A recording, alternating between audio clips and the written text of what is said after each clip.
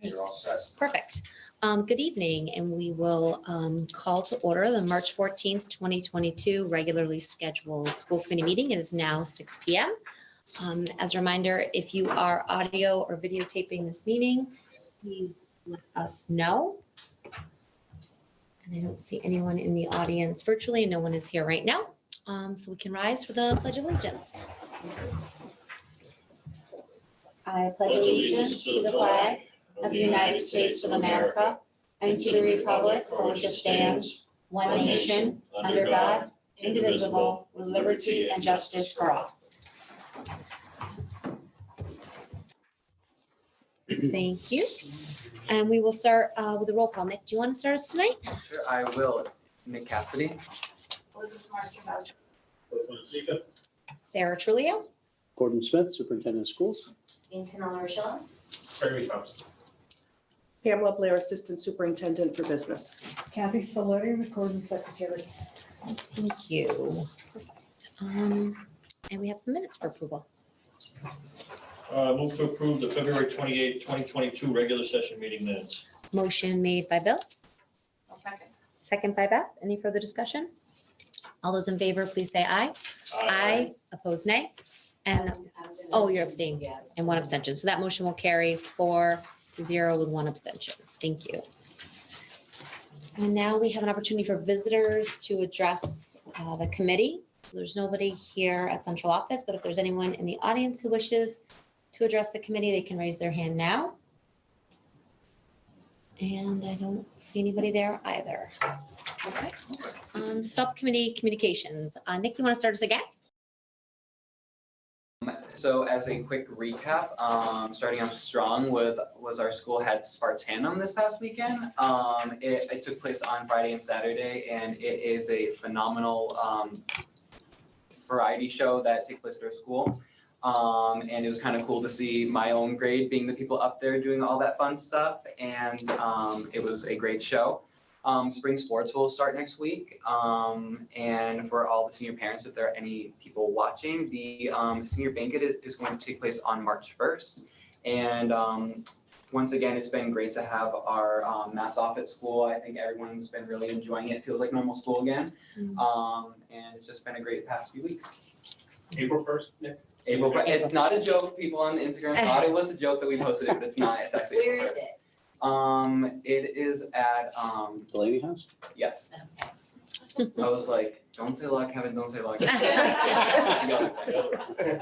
That would be an April Fool's joke. Yes. Actually, I just noticed that the East Long Meadow Scholarship Foundation is having a drive. I think it's that first weekend in April. They're looking for clothes, small household goods. If you look at the East Long Meadow forums, you'll see about it. Of course, they're trying to collect money for scholarship opportunities that are coming forward. The seniors this coming year, so. All set?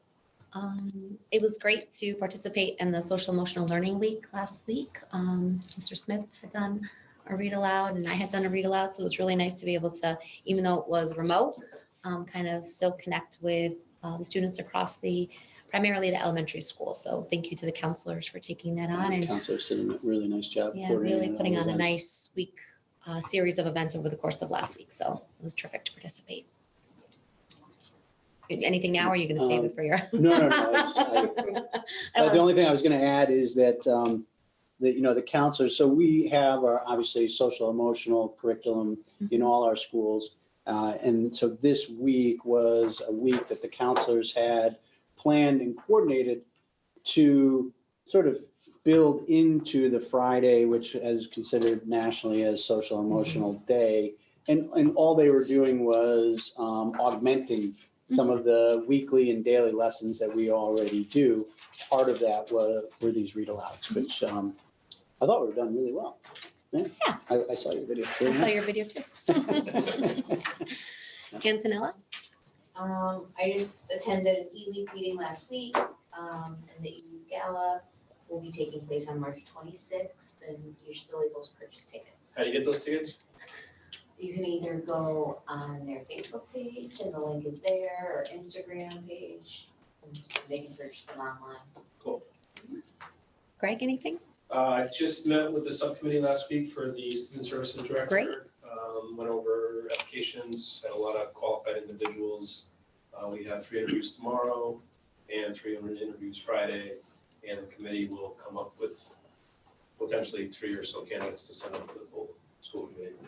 Terrific. Actually, that makes me, can I add something? Yes. The building committee has, it's quiet, kind of just not a lot happening, but the building committee has met to discuss possible designers, and the process is we kind of go through, because there are 8 different designers 8 that design have firms. submitted. Proposals. We kind of narrow it down to some that we feel we would love, although it's not really that process, and then we'll meet with the MSBA and kind of give our feelings on a few of them, and we'll have that opportunity in about another month or so to see who gets picked for that. Yeah, the design selection panel is on March 22nd. March 22nd, Yeah. okay. And so we'll have a school building committee meeting on Wednesday. Right. We So- can't really pick a favorite, but we just kind of sort of go, hey, this is, we look at them all and we're aware of what they have, so we can go vote on it when the time comes. It's a pretty structured process that the MSBA prescribed, similar to how we picked the owner project manager. Eventually you go to a panel discussion and you're presenting some of the things that you saw in the What is it, proposals. 13 votes, we get 3 of them, and the MSBA gets the rest. So, Yes. That's fair. that's fair. We have a bus. God bless them, so. We're at the table though. We are at the table. Exactly. That's important for it. Excellent. Yeah. Greg, was there anything else you wanted to add? That's all. Thank No? you so All much. right, excellent. Well, thank you, everybody.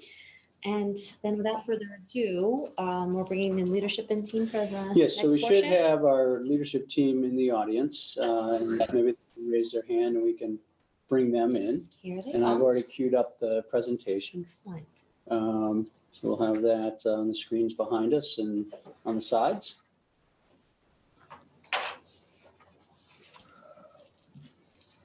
Gonna take me a minute to do all of this. It's a large team. It is. Well, and there's some other folks in the audience, so Okay, good. Well, that's good. We have an Yes. audience. That's that's nice. very good to have an Yeah. audience.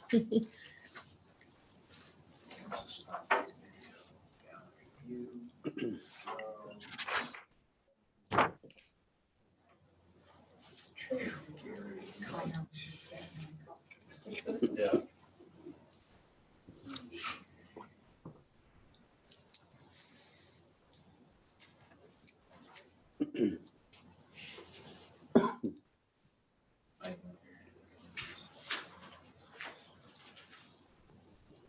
Hello, everybody. We wouldn't fit everybody in here? I think we got 2 more. No, I mean. Oh. Tough with the monitor and Yeah. the additional equipment.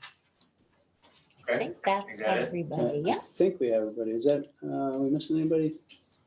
If I can't see. we are, I don't think they're in the audience right now. Is Renee in there? Renee just came in. Yeah. Okay, Yep, there she is. okay. Good evening, everybody. Hello, Everybody? How you doing? pretty good. All right. Are you ready to roll into mid-cycle presentation? Give me a Sure. thumbs up on screen. Okay, great. So we have our leadership team, as you can see. At the last school committee meeting, we presented some of the achievement data, some of the survey data around social, emotional, and climate, how our students are feeling in our schools. And so tonight, with our leadership team, we want to sort of bring that whole element home, so to speak, and give an idea of where we are as we hit the middle and now just a little bit past the middle of the school year. As we are in the middle of March, which tends to be the longest month in education. But we're halfway through. And we're halfway through, so it's a good point to do the mid-cycle.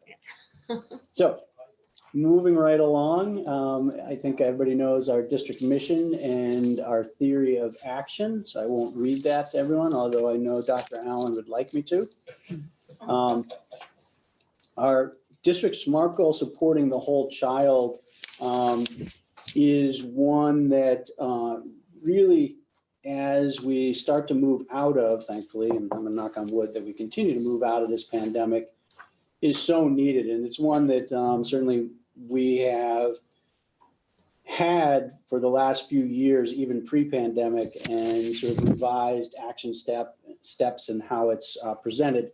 But it also aligns with the Department of Elementary and Secondary Education Acceleration Roadmap, specifically around that idea of making sure that students feel a sense of belonging to their schools, and that we're always thinking about as a district and as a individual school, partnering with our families and making sure that that communication and that strengthening of relationships is happening. So some of the things, just kicking us off sort of on the district level, that we've been able to achieve as we move through some of our action steps is, I referred to some of the survey data. And so some of the highlights from our last meeting's presentation was we did see that our students are feeling that they have positive relationships and they are feeling a sense of belonging in their schools. We tended from building to building to be anywhere between, say, 88% and 90% of our students feeling that sense. Obviously, we'd like to see that closer to 100%. But one of the things, if you remember back to that presentation, is from a national standpoint, that puts the East Long Meadow Public Schools in that 99th percentile, which is impressive. It doesn't mean we do not have room to improve. We always want to improve. It was just nice to see as we hit the mid-cycle, considering all the different challenges that families, students, and staff have been under, that people are feeling that way. It also was, and you'll hear more about this as schools go through their presentation, but I think we're seeing a direct impact from the work that our teachers and our counselors are doing. We talked about SEL week during just the sharing, school committee member sharing just a few moments ago. The work that we're doing to integrate how we look at social emotional learning and support in conjunction with what we're doing academically, that has to be connected and coordinated. And I think we're doing a better job with that. And I think we're seeing some of the results of that in terms of the survey. Professional development that's been ongoing. You've heard us discuss this at previous meetings, but we continue to work with developmental designs at the elementary level for the second year with our elementary staff. And this year at the secondary level, and you'll hear some of this in the presentations, working with innocent classrooms. And these also have elements around social emotional education and how you structure classrooms and providing good skill building in terms of how we're viewing this work for our staff. One of the things that we also have continued with around professional development, and it directly connects us back to our equity work and the equity audit report, has been continued to work with the Center for Leadership and Educational Excellence. That's CLE, specifically with our leadership team, and then an expanded stakeholder group. We've been looking and reviewing our recruitment, hiring, and retention practices as we look at any given position, starting first and foremost with how we do that for teaching positions, but all positions. We even have done a little work with the current search that's going on. We have a 16-person screening committee / first interview committee, and we've done some work that comes directly from that professional development with that group in terms of how we're looking at screening, how we're looking at going through the interview process. And so that's been really fruitful. And we continue our work. Last year, if you remember, CLE was working with us on helping build our skills for our building multi-tiered student support system teams. We recently met with our district-wide team and started to review the survey data and look at sort of how things are going with their building teams, what they could use for support, and how they're using, say, the Panorama software and other software to review data. Last item in terms of progress around this goal. As you know, we've been working with Interlocking Connections to do an evaluation of our pre-K programming. We have budgeted a certain amount around the possible shift in the model. Preliminary discussions seem to be, as we finalize that evaluation, that we probably will be shifting that model over the course of 1 to 2 school years. And so we've certainly handled at least the first step in our budget proposal, but sort of detailing specifically what that's going to look like, we hope to bring that to you probably over the next meeting or two, with Interlocking joining us at a school committee meeting. So I wanted to give you an update on that. Moving into, unless there are questions on anything that I just shared, move into our elementary principals. I know are coordinated in their approach tonight, and so they'll be sharing where they are on their updates. Hi, everybody. It's Elaine Santinello speaking to this slide. Just as we did in the fall, we decided to take our 3 goals and each of us present one of them to you, because we are so similar in our goals and our action steps this year. So I'm starting with the supporting the whole child goal. And we have 3 bullets that we're focusing on tonight. The first is our second step, social and emotional curriculum, which focuses on 5 important competencies: self-awareness, self-management, social awareness, responsible decision-making, and relationship skills. And at Meadowbrook School, there are 10 lessons that are taught to each grade level in each classroom, and they are taught by the counselors at Meadowbrook. At Maple Shade and Mountain View, there are 20 lessons that are taught weekly. We have our school psychologists, our school adjustment counselors, and our guidance counselors dividing the grade levels. So for example, at Mountain View, Nick Hutchinson, our school adjustment counselor, teaches the 3rd grade curriculum. Amy Pelzik, our school psychologist, teaches 4th, and Norma Campbell, the guidance counselor, teaches 5th. So they're in each classroom, in each grade level, 5 times a week, 5 classes, 30-minute blocks.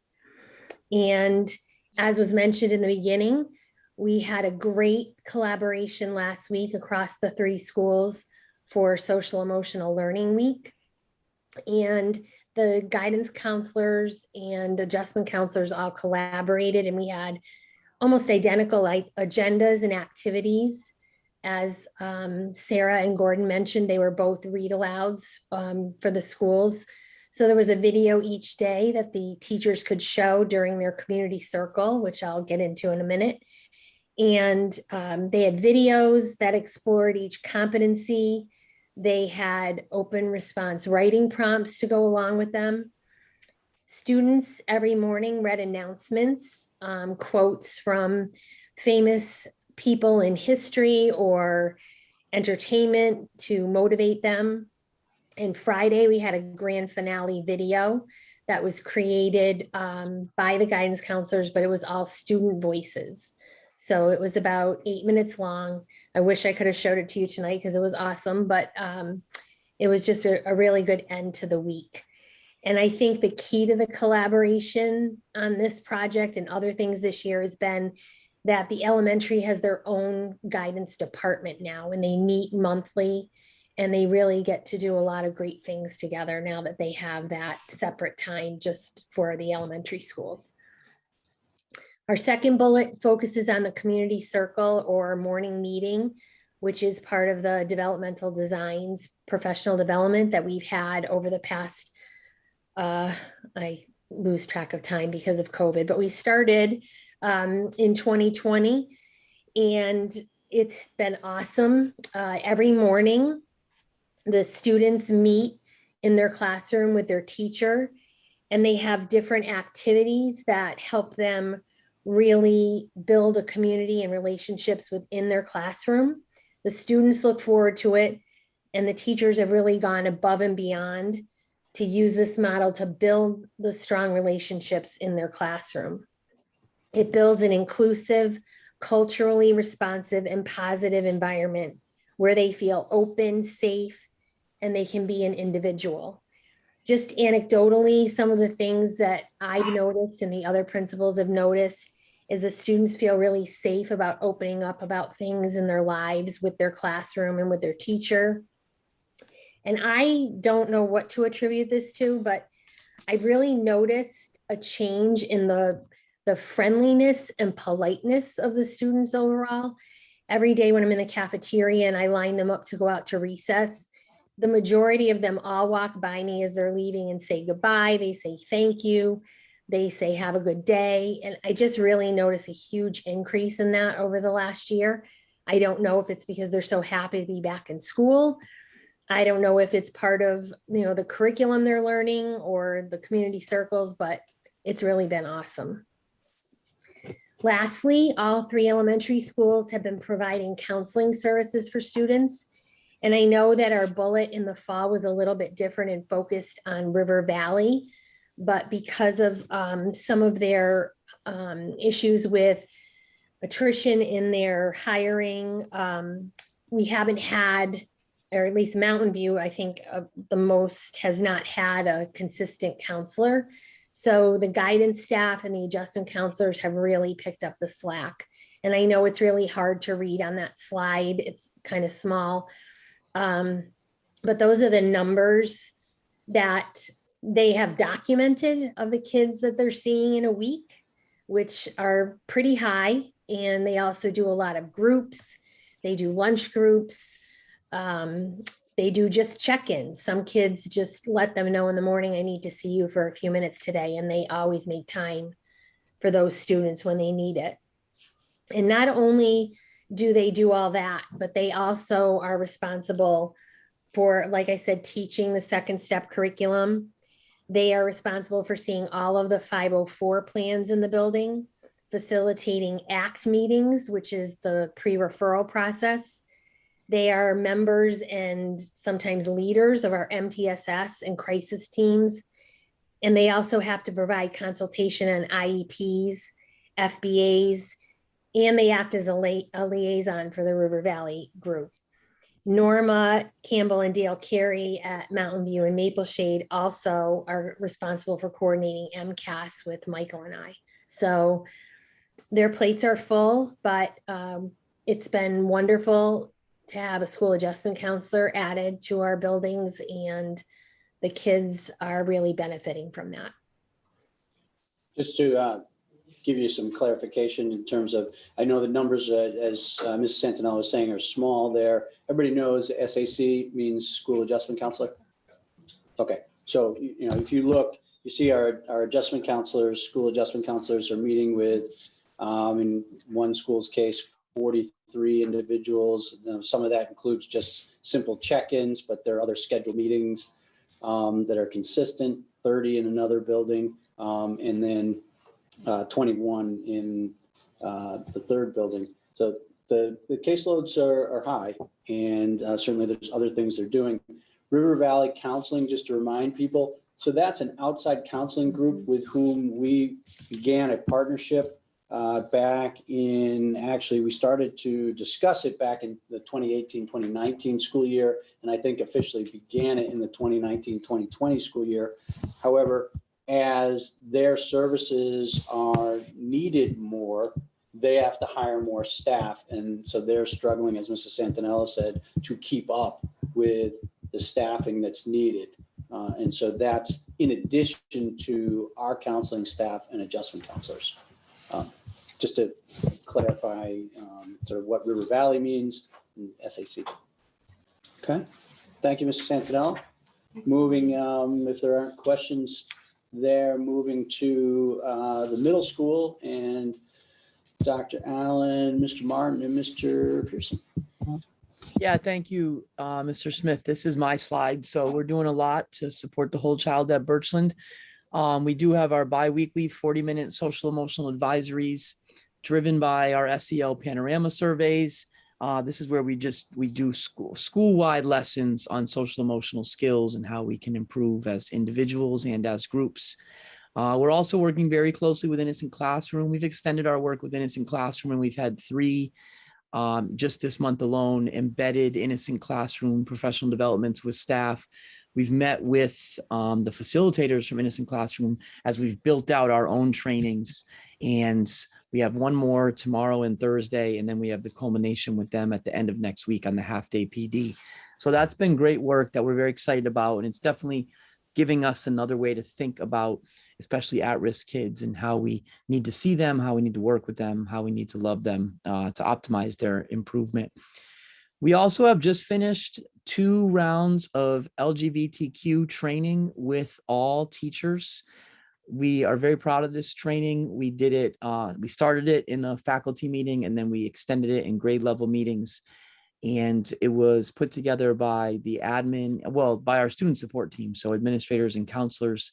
We worked with Mrs. Brown up front. And then what we were really excited about was, before we brought the training to the staff, I brought the training to our newly formed Pride Club. We certainly are working through new issues for us and many more. And we have more transgender students we've ever had, more gender fluid students we've ever had. And it's been a great growing experience for us as a staff. So I actually, once we had put together this whole training experience, we brought it to the Pride Club. I took all the Pride Club students through it, got their feedback, got their ideas for improvement, and they really targeted it and gave me great feedback. And that allowed us, when we were ready to bring it to the full staff, we were much more ready to go. So that was new for us, bringing it to students before staff, but it went very well. We have our ABAR committee, which has been in place for a few years now. This meets monthly to connect and plan all equity work at our school. So it really is sort of the anchor of our equity focus. And it's a great group of 18 staff members donating their time to be there. We're doing a book study of how to be anti-racist, as well as working through all the different things we're working through at the school. We have our MTSS team, which meets on Friday mornings a couple times a month. This includes 2 teachers, plus counselors, plus coaches. And in that group, we're currently focused on the best practices of using Panorama, how we can get the most out of it, how we can use it to monitor interventions, to monitor progress, and how we get teachers to start to use it as well. We're very proud of our school library. It's really reorganizing both physically. We got their new carpets over February break, which was great, but also within inventory to increase representation, grow cultural awareness, build empathy within our students. So really a transformation there of the types of books we've bought, and we've really focused on growing representation in our library. We are working on attendance. You can see over to the bottom right, I listed the 31 different students that are less than 85% attendance and what has led to those different cases. You can see that 12 of them are COVID related, but the rest are very legitimate other things. And our guidance counselors have been doing an incredible job. Ms. Santinello just talked about theirs, and our guidance counselors, same exact story. And when it comes to attendance, they've been really spearheading it, really reaching out to individual families about attendance. So they've had a lot of different meetings, a lot of full team meetings, a lot of just counselor meetings, being in touch with the families that you see over to the right that are struggling with attendance, and working on that in so many different ways and through so many different angles. And that, just like Mrs. Santinello said, is in conjunction with all the other things they do. So the chart there on the top, just as a little snapshot of just the counselors' scheduled meetings. So most of the middle school day for admin and counselors is unscheduled. It's very reactive, and we do everything we can to be proactive, but we can't help but be reactive often with young adolescents. But you can see up there how many different students River Valley's meeting with, our adjustment counselor, our school psych, our guidance counselors, not to mention our school psych and our adjustment counselors also running groups. So there are a lot of students getting weekly scheduled support out, and that's not just IEP students, that's just students that need it. And therefore we schedule them weekly instead of just doing check-ins. So huge shout out to our counseling squad, because they're doing great things in a challenging year. And then the last bullet point is one we just always like to keep in there, which is just, despite all these things above, like we would say the number one most important thing at Birchland is we just continue to focus on positive relationships as the bedrock of a positive middle school experience. So everything else comes after that. It's all about positive relationships, and that's what Birchland's focused on. Thank you, Dr. Allen. All right, moving to the high school, progress around the whole child goal. Hey everybody, it's Gary up at the high school. I'm taking our first slide for the high school. So we wanted to just give a few updates. So some of the resources that we've been looking at over the year is really trying to refocus on using IXL to support students during our math interventions. We are also planning for enhanced use of this for next year. So building off of the successes that we've had to this point in math, I hope to incorporate that in more of our programming next year. We've really refined our structures to offer credit recovery during a school day for targeted students. And I'll share a little bit more about that here in a second. We've been fortunate with the support of the district to create a graduation coach position this person provides adjustment counseling services within the academic setting, as opposed to what we've traditionally offered in more of, I guess you would consider a therapeutic type of a setting. And we've also created a school integration plan for students in the school avoidance or refusal situations. As we talk about the data, trying to streamline our data, we've been continuing our work in this area with weekly grade updates. Our MTSS team meets weekly, and we do provide updates on how the kids are doing with their grades, how their attendance is trending. And we've also developed some department-specific intervention referral forms that we'll talk about a little bit later on. Expanded the MTSS team. We've added a second teacher to that team, as well as the newly created graduation coach. And as I said, that team does meet weekly. Restructuring our guidance department. We're happy to say we're seeing some successes with our 9-10 and our 11-12 teams, particularly as we look ahead for next year and the specificity that it brings to their roles in the building. We have implemented the PSAT 9 through 11. The pre-PSAT for 9th. So we are on track with that action plan. And then we've also implemented the surveys that we've coordinated with central office, with Heather and with Gordon, making sure that those surveys lead to some actionable things for us. And just some quick data points. One of the things that our MTSS team focuses on, like I mentioned, is our weekly grade report. And so on December 15th, 7% of the grades in our building were failing grades. And so as we normally do, we dig in and try to support those kids who are failing courses. By the time we ended that second quarter, we were down to 3% of the total grades in the building were in the failing range. And so we view that as really good progress for us. Our school adjustment counselor is supporting 20 plus students per week. And he reported to me a little bit of a shift this year in terms of the students who are coming down for more drop-in type of support. He's seeing a lot of kids who are in honors level courses and AP level coursework. And he expressed that's quite a shift from his experience in the past. He's supporting 6 students in the school integration plan to try to help them return to school. And another neat project he's working on is preparing a substance abuse prevention program for our at-risk students. And so we're hoping to get that moving here pretty quickly.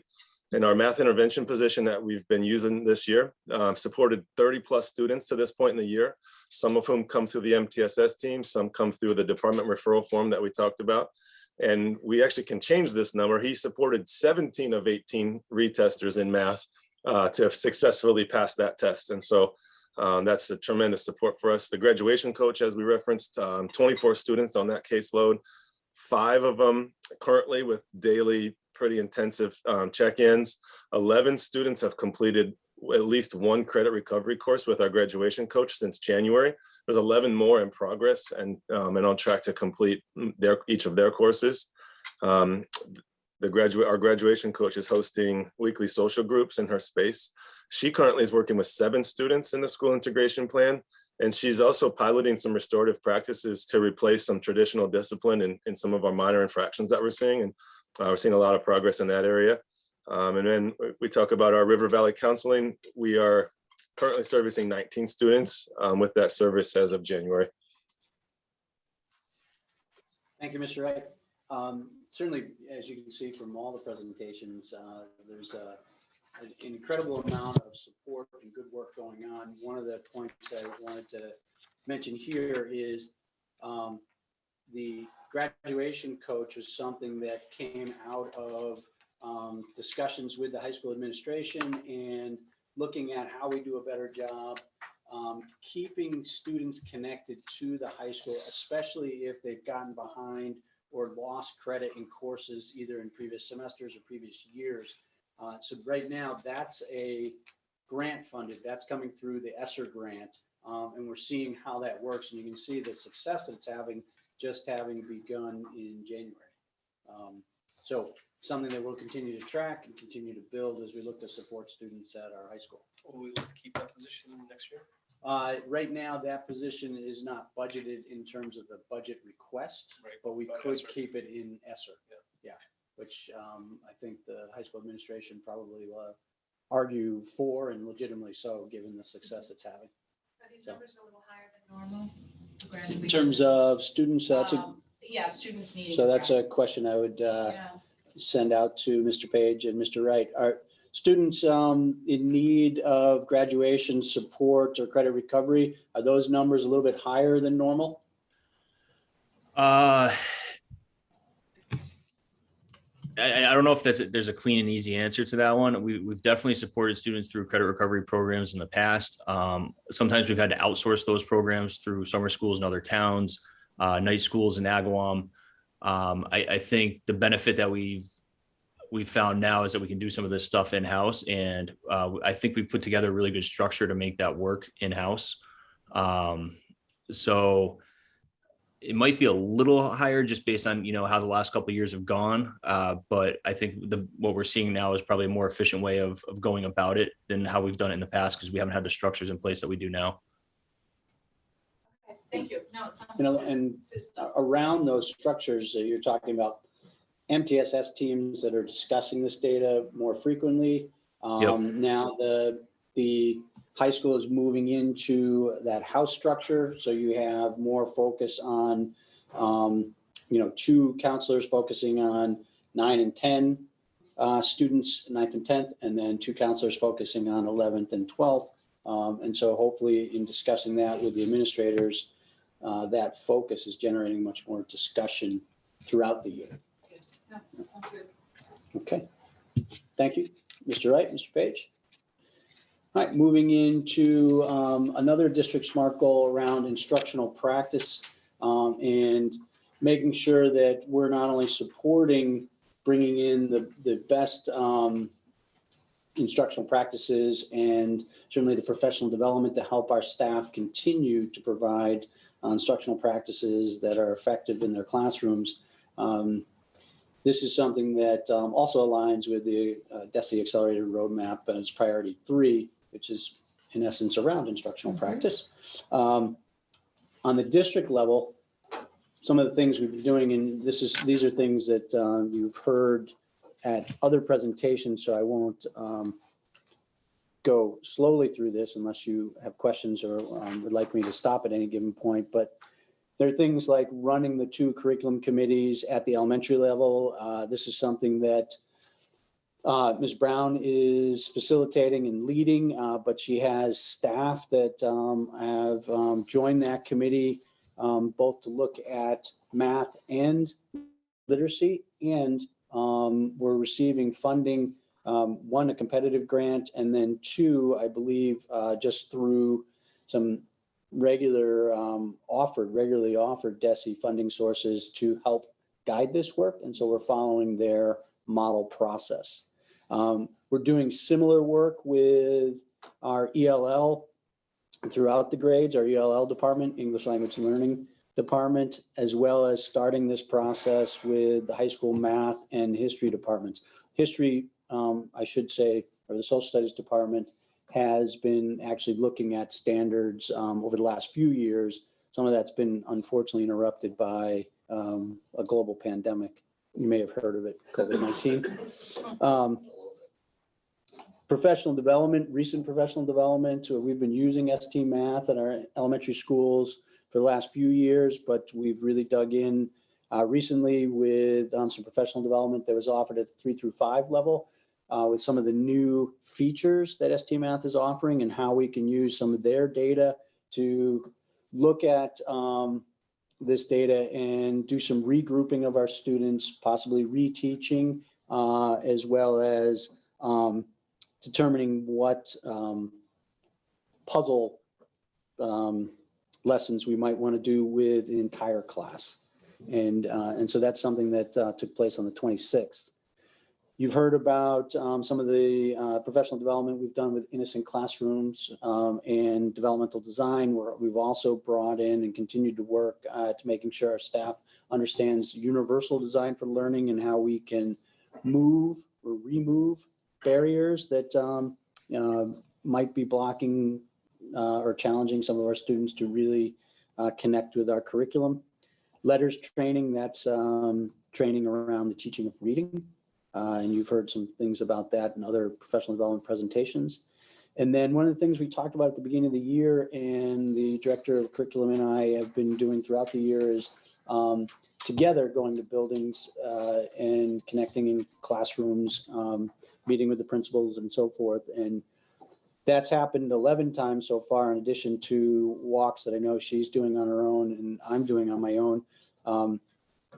And it's been really great to see, not only as we've come back from a really different year last year with 3 different learning models, but just how active our classrooms are, even in the time when we were masked and we're still distanced, but engaged, focused, active. That's been really impressive to see.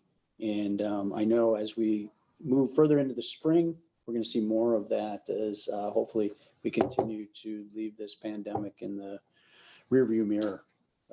So those are some of the progress we've made around this second goal. Moving into the elementary buildings, I don't know if we have Ms. Lodi or Mr. Fredette. Or This is myself, Mr. Fredette. Can you hear me? We can hear you. Okay. Okay. So one of the goals we set going into the school year, seeing we do have K-5 committees for curriculum renewal working on this, is we have started a math pilot. We selected illustrative math as one of the programs to pilot this year. We currently have 40 elementary teachers in our K-5 elementary school district in the pilot. Training has been provided in flexible times. So throughout January, February, and March, there were 3 topics that all teachers had the opportunity to be trained in for illustrative math.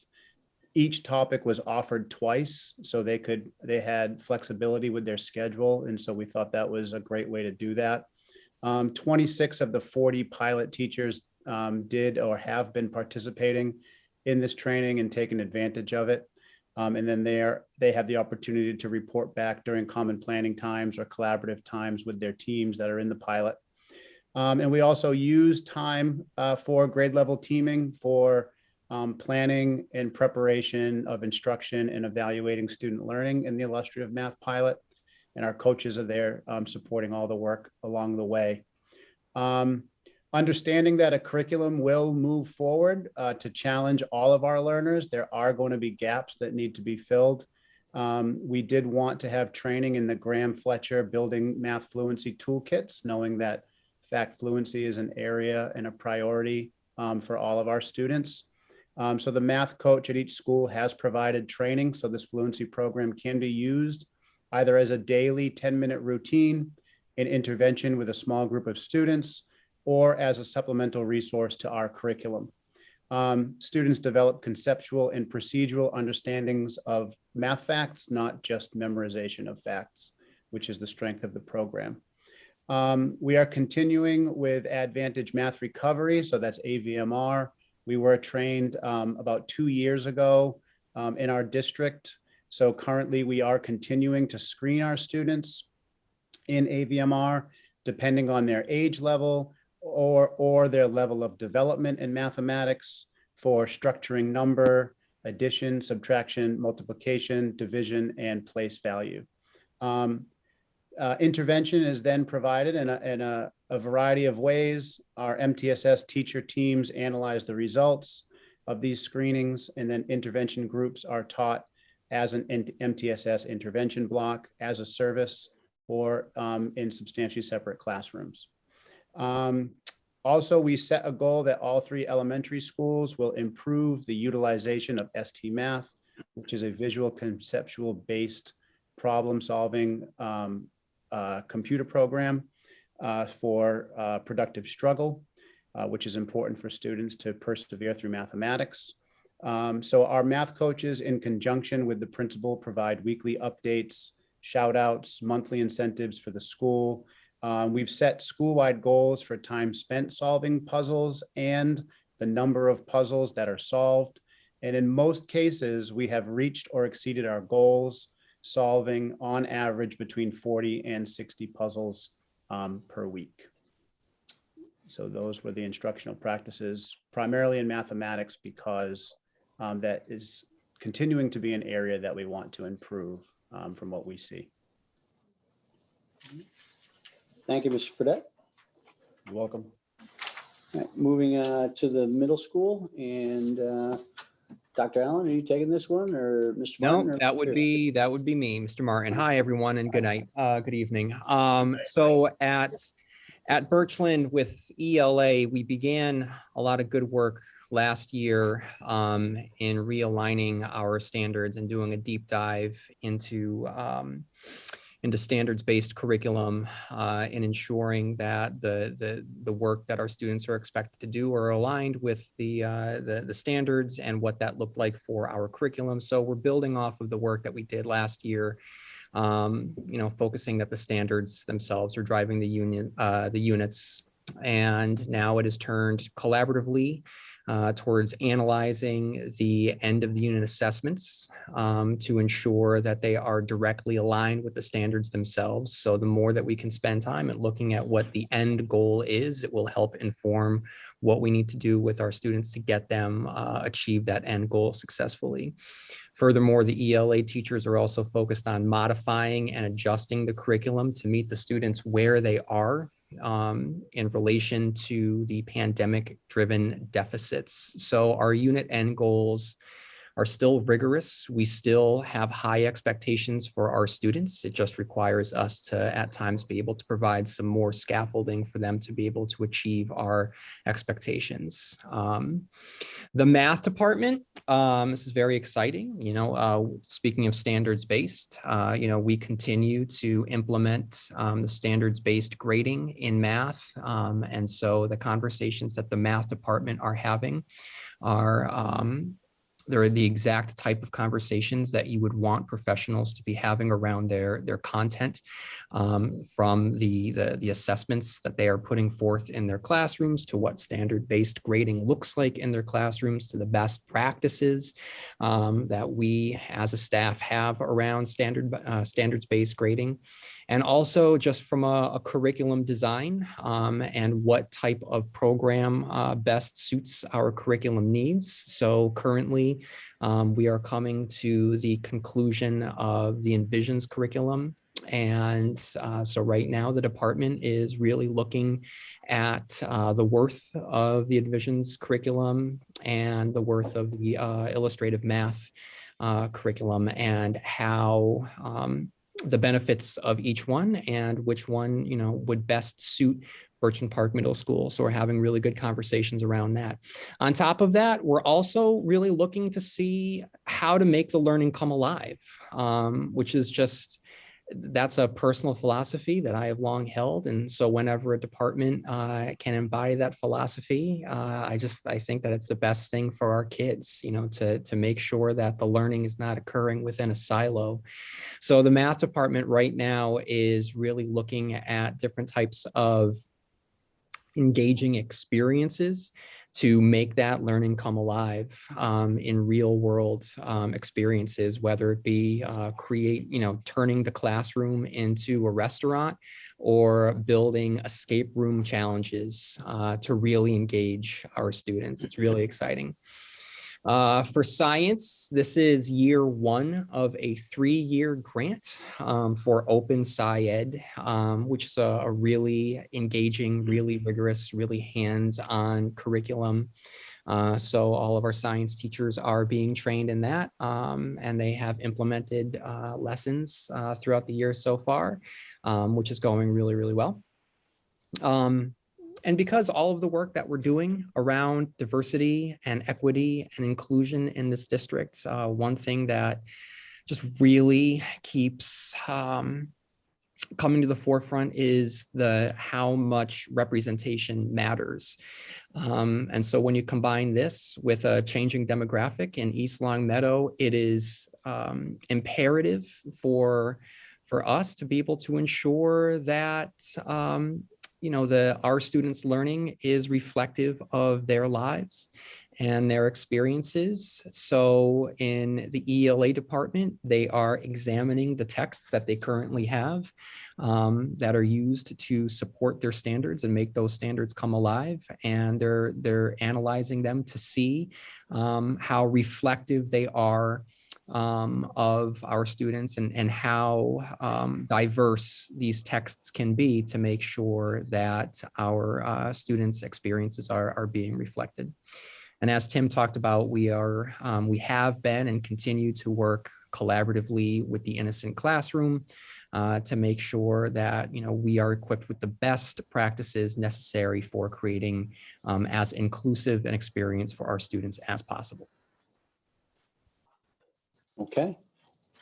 Appreciate that. Thank you, Mr. Martin. If there are no questions there, moving to the high school. Progress on instructional practices at the high school.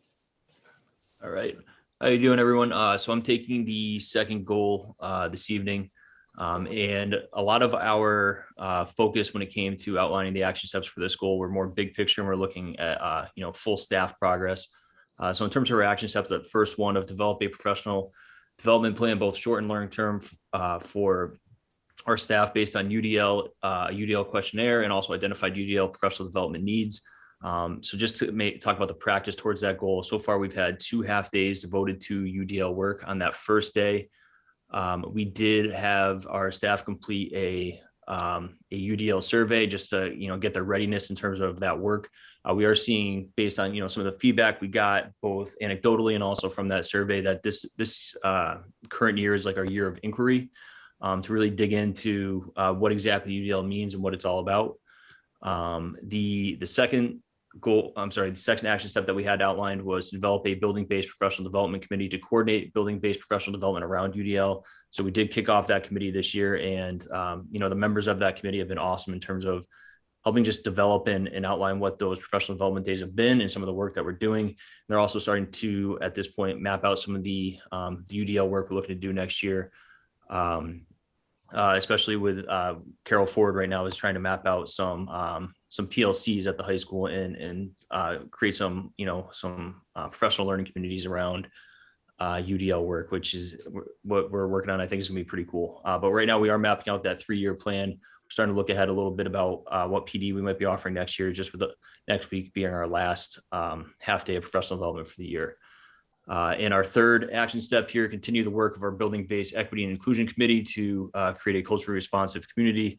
Just talk a little bit about that progress. So the DEI committee is comprised of both staff and students. So we have that group of staff and kids working together to look at different aspects of the high school and make sure that we're creating safe spaces for all of our students and staff. We did present the equity audit at the November PD day to set the stage for our Innocent Classroom PD. We continue to meet twice a month with our focus on the equity roadmap for the district and seeing what things we can work on to implement at the high school level. Our current work is developing a DEI-based school-based website, and we also we're close to finalizing a bias incident reporting system for the high school as well, which would be connected to that website. And we're gonna, I believe, we'll be presenting that to Superintendent Smith on Thursday at our building-based DEI meeting. Just a little bit in terms of the Innocent Classroom PD that we've been working on this year as well. So next week is our last half day of the Innocent Classroom professional development. We had an awesome meeting today with the members of the Innocent Classroom training group to map out what next week's PD is going to look like and how we can finish the year strong. And we're hoping to continue that partnership going into next year as well, because they've been great to work with. Thank you, Mr. Page. I'm looking forward to Thursday afternoon to hear what your DEI committee has put together. That's exciting. So, all right, moving into our final SMART goal for the district, and this is around monitoring and ensuring that we have continuous learning and achievement. This aligns with the DESE Acceleration Roadmap around Priority 2, which is around monitoring students' growth and achievement.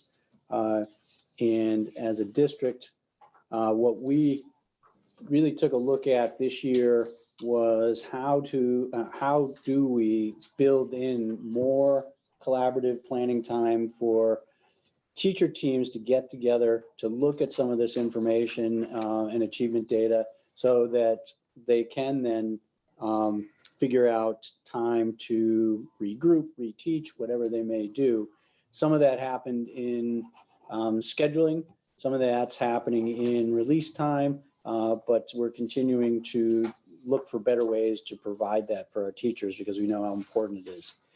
We did also at the end of the summer provide some training for our department heads to try to help facilitate and structure this time. And then we offered voluntary training through, all of this was done through Research for Better Teaching throughout the year. And we're hoping to do more of that as we move into the summer work this summer and continue to build skills on facilitating this collaborative time. Obviously, the processes that we have in place are going right now in terms of selecting possibly new instructional materials are going to help this work along. And as we go through with colleagues these processes, you're looking again at standards, you're looking again at how we do certain things. And so that always helps you begin to revise and hopefully improve what you do. And then last, in terms of a bullet point anyway, is as I mentioned before, we had our district MTSS team meeting where we had representatives from the building MTSS teams on March 10th last week. And we were looking at how we continue to use Panorama to make this information more available to MTSS teams across the district. With that, I'll move it to the elementary principals and they'll give us an update of where they are with this goal at the elementary schools. And this might be Ms. Lodi and Ms. Shea. Yeah, okay, so hi everyone, that's me. Can you hear me? We can. Okay, great. And so we had goal 3, continuous learning and achievement. As you know, all 3 schools have their MTSS teams up and running. The makeup of the teams varies slightly at each school, but consists of any combination of classroom teachers, counselors, school psychologists, coaches, ELL teachers, reading specialists, special education teachers, related service providers, paraprofessionals, and administrators. The main focus of these teams is to look at student achievement data to inform core instruction and to identify students in need of intervention. In addition, each school is beginning to expand the work of the team to include special projects and focuses. For example, the Maple Shade team is engaged in a book study of Thrivers, surprising reasons why some kids struggle and others shine. Mountain View will begin taking on a project to look at improving their master schedule for next year. And at Meadowbrook, we will begin to look at ways to strengthen our common planning time and our intervention and enrichment block. And that is a good segue for our next topic from Mrs. Lodi. So I apologize if any of this is repetitive of some of what Superintendent Smith just said, but for this particular goal, especially our school-based goals are very closely aligned with the work of the district and their goals. So I'll try to expand on it a little bit, but it might be repetitive. All 3 elementary schools, we have established weekly common planning time. Our teachers and coaches were trained in methods for facilitating this work. Some of that training did occur over the summer and some of it carried through into the fall as we got these teams up and running and trained some new folks in order to have them facilitate. These teams use a process for examining student work, identifying areas in need of intervention and or enrichment. They then have time to discuss best practices that might work for reteaching or extending learning, and then they monitor progress during this time. This is a new process for us this year, and our work together in this area is still very much evolving and improving as our teams grow more confident in the process and honestly more confident in each other and in their grade level teams.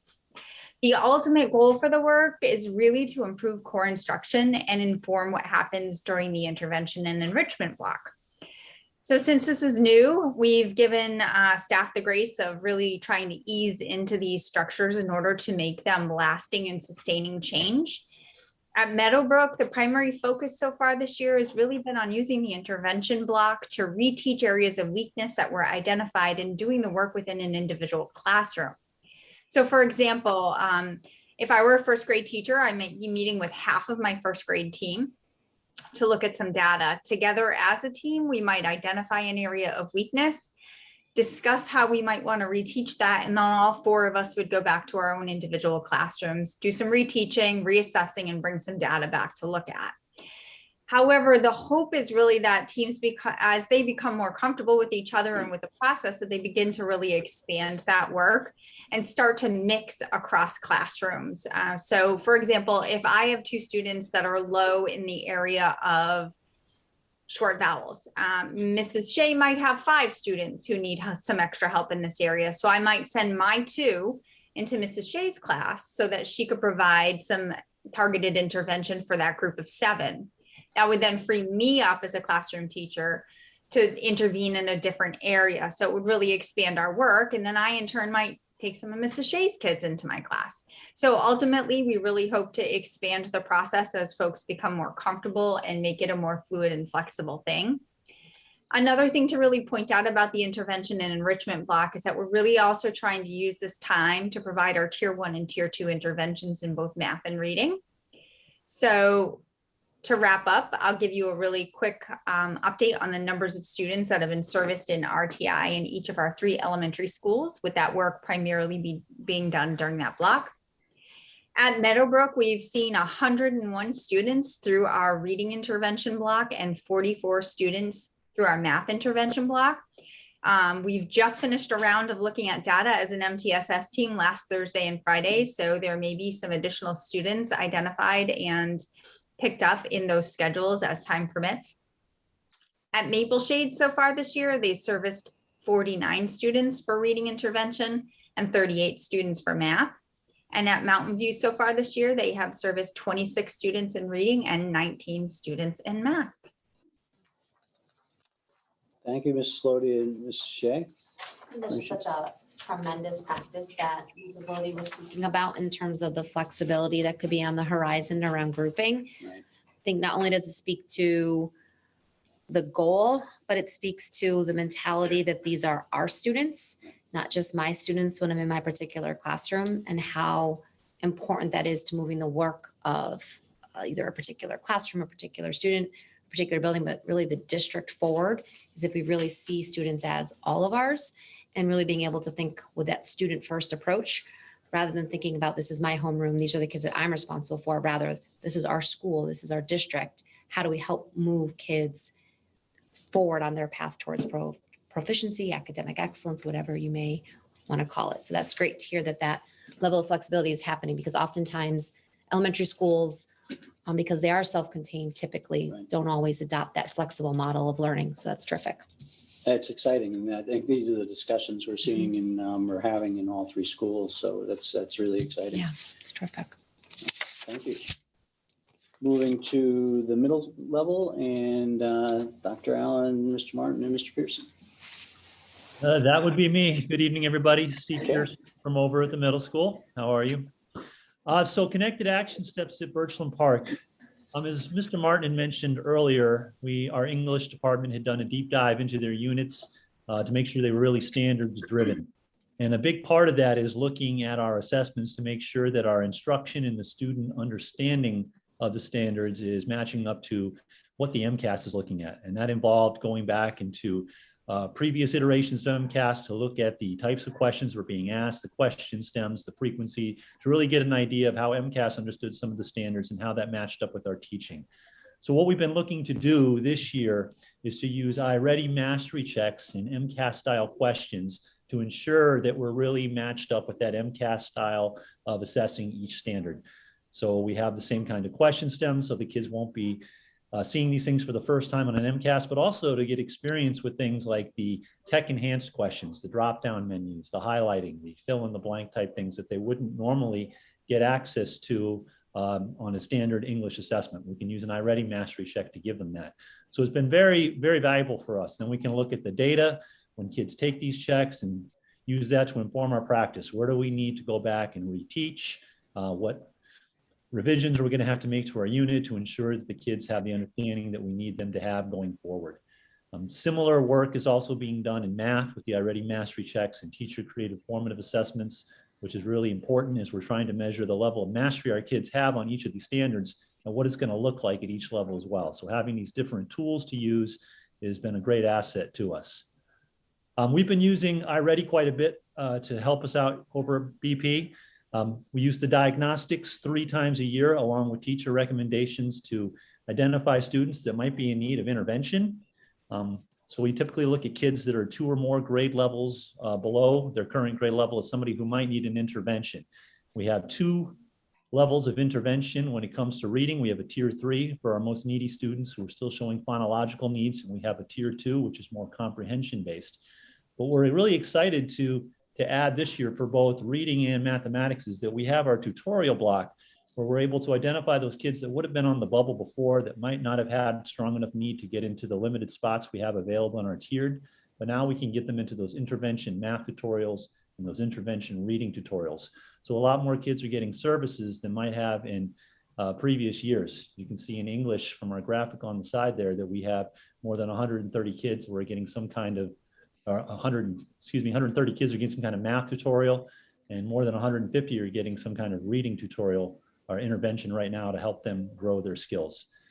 So for this quarter, we'll use growth monitoring assessments. We have a diagnostic 3 times a year, and we don't have one between third and fourth quarter, excuse me, but we'll use a growth monitoring check, which is a little bit quicker, to check the kids we think might be ready to move out, or the kids that we had a tab on from the previous diagnostic that we're still concerned about to see if we want to get them into one of our intervention classes. You can also see there in the graphic on the side the number of kids that we have moved out of tiered classes from term 2 to term 3. We managed to move 19 kids out of tiered math and 20 kids out of tiered reading, showing that these programs are pretty effective in helping our students close the gaps. iReady is also a big part of our weekly planning here at Birchland. It's a fantastic program for meeting the kids where they're at with individualized instruction that's tailored to meet their needs, but it's going to have its most efficacy when it's implemented with fidelity. So we really need the kids to be engaged in that. So to that end, we've been using weekly and monthly iReady incentives to try and motivate them. Everything from just caught doing good work on iReady, showing good effort, to who's completed the most lessons in a monthly period, to really trying to get those kids behind it and putting the most into their iReady so they'll get the most out of it. We're looking for the kids to do a minimum of 30 minutes each week in iReady, which is kind of in that sweet spot that iReady identifies between 30 and 45 minutes. We want them to do that every week along with completing a lesson. And we have time built into our schedule during that tutorial where they can get that done. So kids have that right in the school day and don't have to worry about it so much getting it done at home. In the past, our English and our math teachers have been kind of our champions of iReady in monitoring the students' progress on their MyPath individualized progress and seeing how they're doing and putting in interventions when kids were struggling. But we've done a lot of work this year with training the science and social studies teachers so that they can look at those reports and they can intervene without having to go to the math or the English teacher for support. They can meet those kids in their tutorials right where they're at and help them get them back on the path they need to be on. And lastly, our math intervention teachers and our math coach have been able to provide some small group one-on-one support for the kids that are still struggling in the iReady MyPath instruction. So if a kid was having a very difficult time, not passing a lot of lessons, they've been able to pull those kids out in small groups, even one-on-one, to kind of check in with them and get them on track, see what they need, see what skills are giving them some trouble. And it's been working fantastic for us. And I think we're going to look at doing some of that stuff with reading for the fourth quarter as well, because we want to continue to move kids along, you know, both the kids that are in our tier 1 instruction and the kids that are in our tier 2 and tier 3 instruction. So a lot of exciting stuff around iReady, mastery checks, MyPath instruction, and it's really helping our kids move forward. Great. Thank you, Mr. Pearson. Mm-hmm. Appreciate that. Mm-hmm. Then moving to the high school and taking a look at progress we've made there. All right, everyone. So just to kind of bring all this home and finish up at the high school level. So we have 2 action steps that I want to highlight tonight in regards to this goal. So our first action step, the math, science, and English departments will identify the best targeted approach to collect formative data in commonly taught MCAS-related courses. Just to talk a little bit about our progress towards that goal. So our MCAS-related departments, so we're talking math, science, and English. They've been piloting a variety of formative assessment approaches and programs. Like in ELA, we've dabbled a little bit with Common Lit this year. There's a screenshot to the right of one of our freshman English teachers who's been utilizing that program, to collect some formative data. In math, we've seen our teachers utilize Albert.io in some of their classes, and we've utilized IXL for intervention for students who we've seen skill deficiencies where we're trying to rebuild certain skills. We've also been using department-built assessments as well. In science, they've been using the claim, evidence, and reasoning rubric for their lab reports, collecting data and having those collaborative discussions around where they can, improve student scores in terms of how they're writing their labs. And just to talk a little bit about what we're doing in our math, and that's really an area of focus for us. We're bringing this and we're connecting this back to some of the work we're doing with our MTSS team, where we see those skill deficiencies. Teachers are identifying kids who might be struggling in their classes.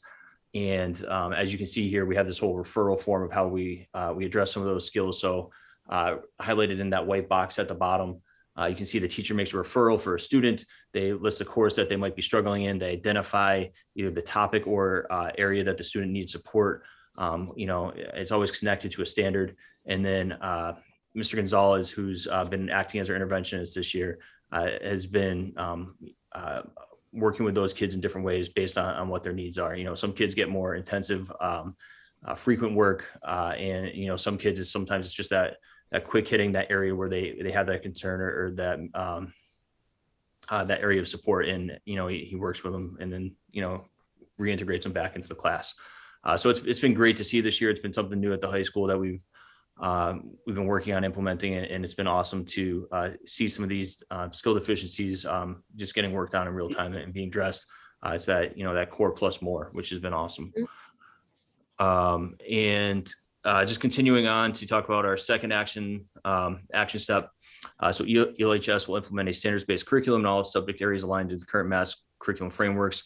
Departments will continuously monitor revisions made by the Department of Secondary Ed and revise curricular scope and sequence where applicable. So this is an area I do want to give a shout out and say a big thank you to Ms. Brown. She's been awesome this year in working with a lot of our departments in terms of revising the curriculum and also helping us identify funds to purchase new curriculum going forward.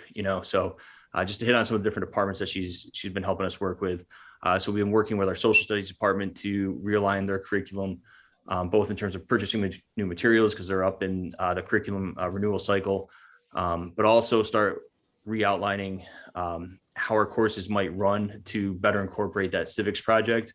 And our hope is not next year, but the following year to embed it in its own civics course for our juniors. Right now it's embedded in our US 1, and the hope is to eventually combine the US 1 and 2 into that one course, and then civics will be a standalone course where the civics project would be embedded. So it's been great to work with them on that this year. Also, math is looking to purchase a new curriculum as well. Last time we bought a curriculum for them was back in 2012, and there's a lot of state funding out there right now for mathematics. So we're looking to take advantage of utilize that. And correct me if I'm wrong, Heather, but I believe tomorrow you're actually going to be presenting to our math department and digging into this process with them a little bit. Yep. That's the plan. We've been working with ELA as well, having conversations around what we're doing, where we can, just like what the middle school was talking about, embedding more representation into our 9th and 10th grade curriculum. And then the last piece, which I do want to highlight, which has been pretty cool this year, is our classical and modern language department, or what previously people have called foreign language.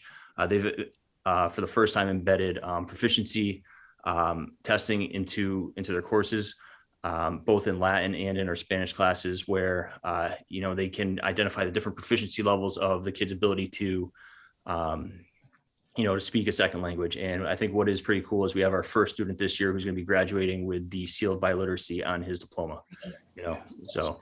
Really hard. So shout out to my buddy Patrick Crenshaw on that one.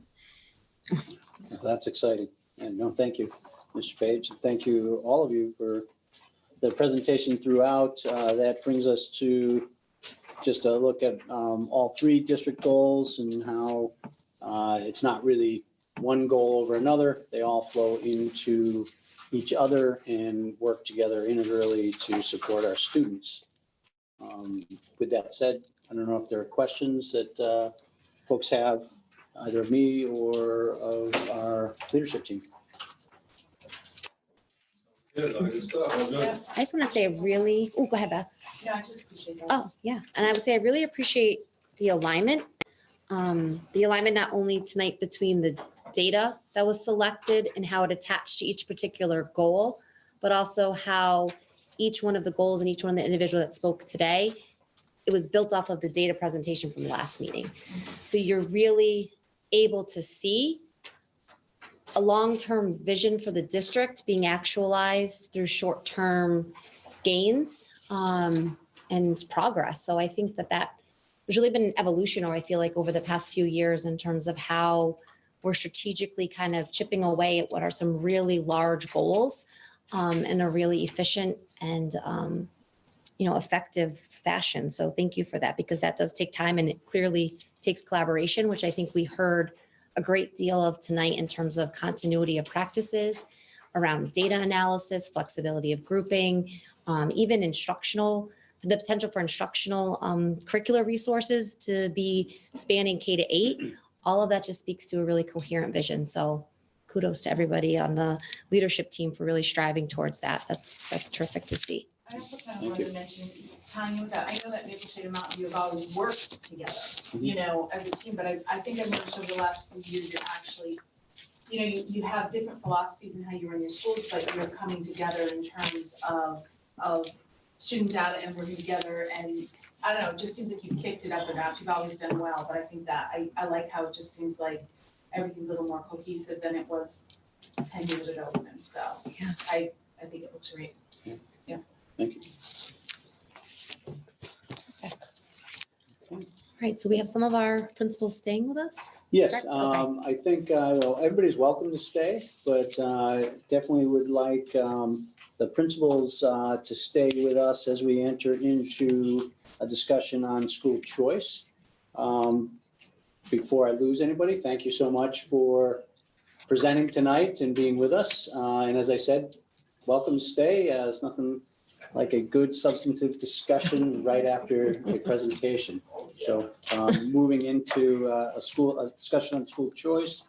This is something that the school committee does every year in accordance with the Massachusetts regulation regarding school choice. And the last 2 years, the East Long Meadow Public Schools has participated in the school choice program. I think that it's been successful over those 2 years. I think the way that the school committee and the leadership team have structured our approach to providing opportunity for students outside our community to possibly come into the East Long Meadow Public Schools, who, as you just heard, are making pretty good progress and do have some really good student support and systems in place to help all students.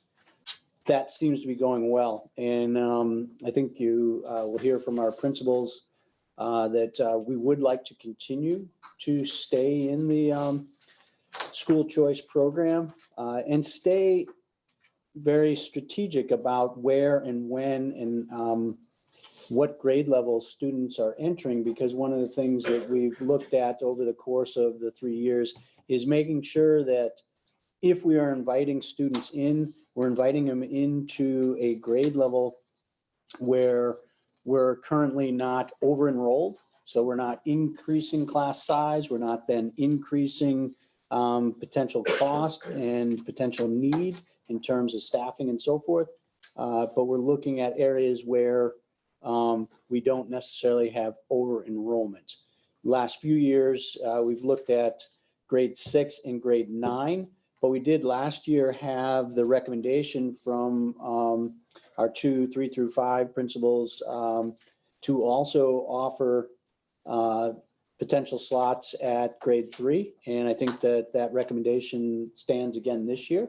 The thought process is that the more or the earlier we can offer the opportunity for students to come into the East Long Meadow Public Schools, the better off they are, because they're learning how our processes and buildings and staff work, and then can benefit and acclimate much more quickly.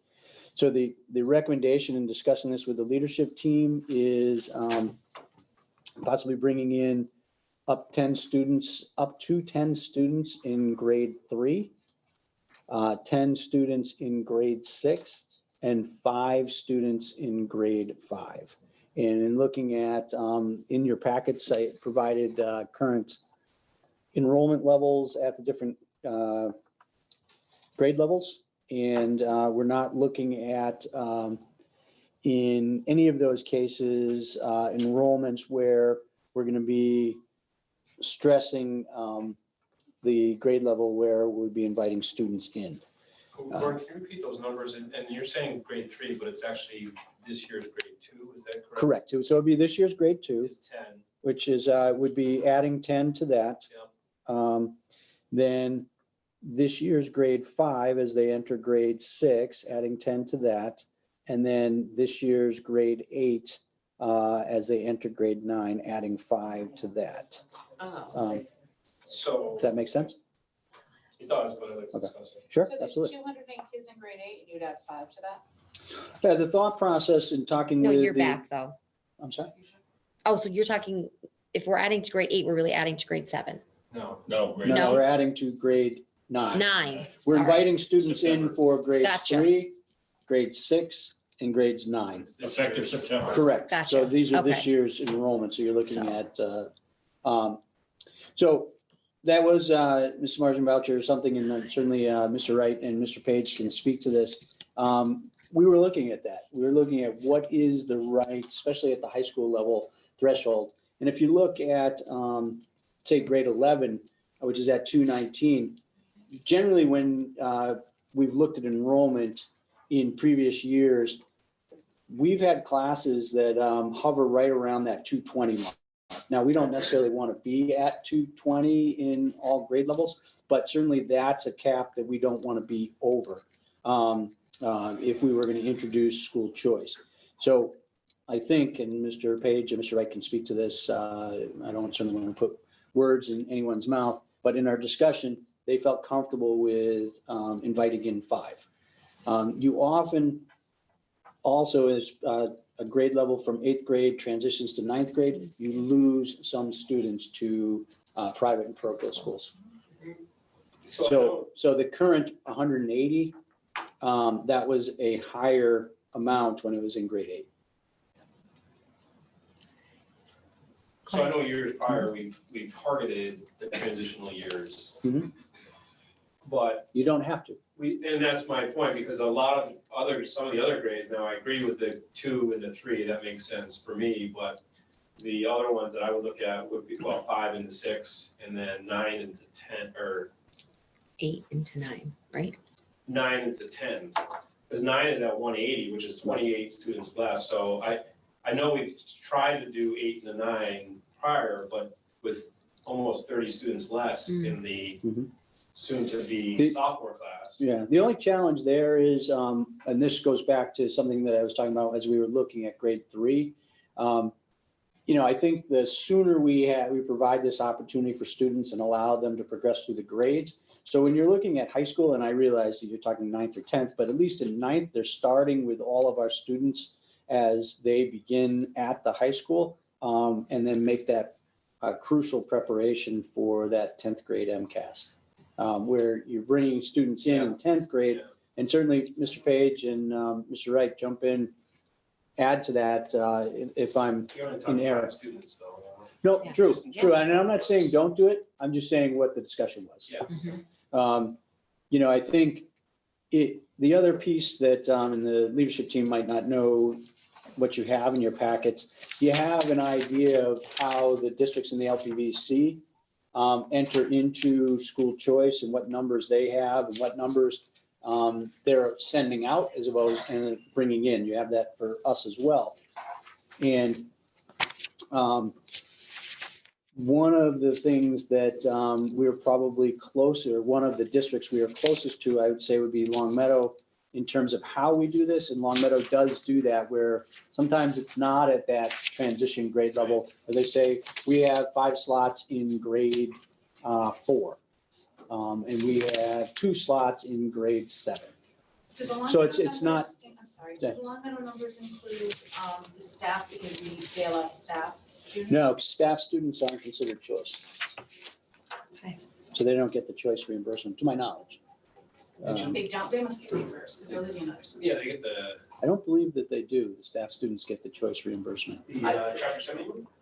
I think they're. They get chapter 70, but they don't get not the the additional additional choice. reimbursement. So it's, They're not school choice. so remember, your enrollment is part of your chapter 70. It's not exactly the So same. that's contractual in Long Meadow. No, but chapter 70 is the 5,000. No, chapter 70 is your, is your aid that's coming into the town based on your enrollment as of October 1. So those staff children will be in the enrollment number, which is part of what they use to decide chapter 70 municipal aid. Yeah. The 5,000 is It's in per addition. pupil, it's not Yeah. chapter 70, that's why. Right. That's the Yep. difference, yeah, okay. So back to the, I mean, there's some big discrepancies in the numbers. Mhm. First grade 156, second grade 181. I know that's a younger grade, and maybe we don't want to look at that, but. Right, we definitely, in our discussion, wanted to stay away from kindergarten. And really, It's 1 and we're 2 though. yeah, we were staying Out of the away elementary school. from, no, just from the early childhood. Right, but if we go 1 into 2, because the 156 is going into 2 next year, but you want to stay out of Meadowbrook. That was our discussion. Okay. And Well, there's still a stay lot out of of early kids childhood. that are being homeschooled as well. I don't Right. know if Renee wants to chime in at all about that, but. Currently, we have 51 students being homeschooled In the At district. Meadowbrook? in the district, Oh. not at, no, not at I Meadowbrook. was like, That's whoa, across grade no levels. wonder we are staying away. And our average in the past. Our average in the past has been about 22, 23 students. So we're still, So 3 per grade, 9 and 3 per grade, 2 per grade, average. we're still higher than we had been. Yeah. So my hope would be, as we continue to move away from this pandemic, we're going to see that go back down to the 20s and maybe even the teens. That would be really great. See it move down. So I'm just gonna chirp in, Mhm, so you all know please. how I feel about it for my entire existence here. I've discussed how there are some school districts on here that rely on this money Mhm. desperately. Right.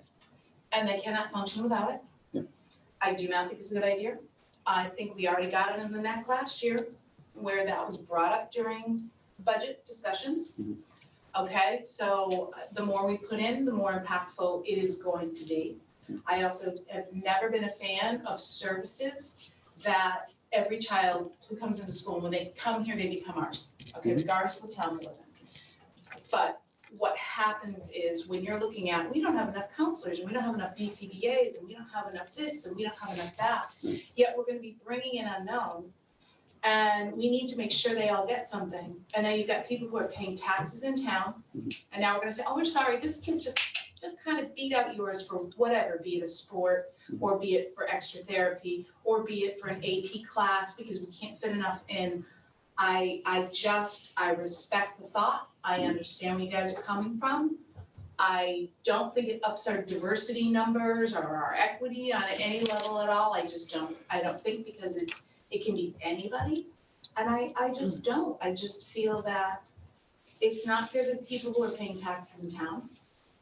And I also feel that we already got it in the neck did it 2 years, and already they're like, oh, you're getting so much money from school We haven't choice. used that for any funding, for any. Right. budgetary- I know that, but nor it is doesn't it- mean that the conversation's not gonna happen. The other thing is we're sending out more than we're taking in right now. Yes. So And if you want that's, equilibrium. that we should be more concerned about. Why is that happening? Why are they leaving? How can we retain those students so we don't lose the monies? And what is it that they didn't like? I mean, what is it that we can fix? What is it, because these are our kids. Now, I understand a lot of them go for sports, a lot of them wanna go to private schools. I understand when you get high Technically, they school. shouldn't go for sports. Yes. No, but they do. That's I the mean, let's rules. face it. I mean, if This you is not want. private. Not to our knowledge, they don't Yes. go But for I'm saying sports. there's a lot of reasons why people move along, and they're not wrong reasons. No, and we've talked about that. School choice is not sports. No, I know that for us it isn't. I'm saying that some students from our school system may go to a private school. Right, but not school choice. Not for school choice, Yeah. but I'm saying there's Sure. all kinds of reasons, and you don't know. So- They might. Certainly, there No, are points on obviously both sides. Yeah. Just a couple So anyways, I points. just had to voice mine. Yeah, no, and I You know, appreciate voice that. And we had a lively discussion at the leadership team regarding this. Is there a reason for the trend in the uptick? Because it's a gradual increase in those that are going out. Not one that we immediately know of, but it's certainly something that we can start to investigate. Yeah. And we've talked If you look about at the that. other districts, they have people going out. Yeah, there's no, 40 and 51. We have low, we have, other than that. we, Just the way the method. I believe we have 25 going out, That's 23 what coming in. Everybody else is taking in way more than we are. That's why, Yes. that's why it looks different. Right. Now, this school, But West this is- Springfield's This is reducing. 63. Sure. 25. But if I can bring us back to some of the questions that were asked. No, you didn't throw me off. I was just trying to bring us back so everybody's hearing it. So, one, I would totally agree. We don't ever want to get in, this is not about the money. It's about participating in a program that's set up throughout the state and providing opportunity and equity for students. With that said, I would never want to ever budget where we're putting a situation in where we have to rely on that money. And it's not right now an incredibly significant amount. It's, and as I say this, I realize this sounds like a high number, but when you're dealing with a budget that's close to or over 30 million, it's, I think, 135,000 That's right now. correct, yeah. The recommendation would be that money should stay there because it's in a revolving account. And if you get into a situation, and let's hope we don't, where you have a significant spike down the road in special education or out of district tuition spikes, which we may see with inflation. But that's something 2 years ago we saw, and we had to go back to the town. This would be a resource to hopefully avoid that possible situation. It would take time. You're gonna have to let that build, but that's one resource. The annual resource that we use and manage quite well is circuit breaker. And so that's your front line. This would be a secondary resource. That's just one These item. students are eligible for circuit breaker.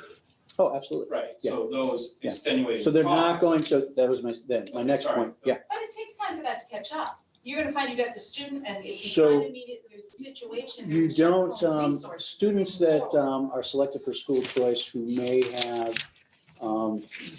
more immediate needs, the amount of money that follows them from the district they're coming from is increased.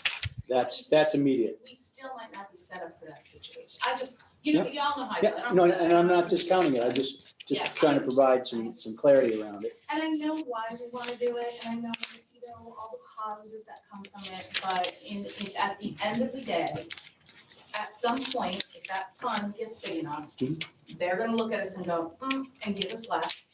And secondly, when there's. Oh, but then you talk about the taxpayer bet, that's a decrease in the tax requirement on the taxpayers, if we actually go that route. I think if I had a It's kid, one or the other. I think if one of my kids was not getting a service, and I've seen this happen elsewhere, and because there's not enough teachers, or there's not enough this, or they're pushing this kid around. Other kids are in services, and I'm not saying it's happening in this district. I can say it's And not happening. It's not happening in this district yet. And it's how we're approaching But you it. see that some There's kids that maybe aren't making from sure it the doesn't happen in district this are district. getting stuff that other kids aren't. I find that, I don't think the average parent is aware of it, but it happens, and I don't think that it should. And I'm not disagreeing that it happens in other districts, but I do want to make clear, because I know that we have people watching. it's not happening in this district. I And know so that that's something because that we have is very few really, kids right now. really intentional Right. about how we're recommending at what grade level we're bringing in students and how we approach the program in its entirety. So if that were to be the case, then you would probably have a different recommendation from this leadership team. And I absolutely don't think that anything that's happening in other districts is done, it just happens by mistake. You know, all of a sudden you find yourself in a situation with more situations than staff. And it gets adjusted eventually, but it takes time. In the meantime, kids from the town, not, you know, or whatever, could be missing it. So that's just me. Since we have the leadership team here, and this is Sure. a shift in terms of philosophy as opposed to what's been presented to us the past few years, is there anyone in particular who wanted to kind of talk about that from the leadership team? Because we do have more of a presence, like we've alluded to, at the elementary level, and just wasn't sure.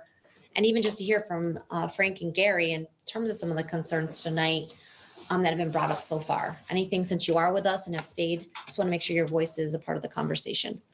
I'll be happy to start from my perspective. When we took our seniors over to the middle school a couple weeks back, and they were presenting to the 8th grade students.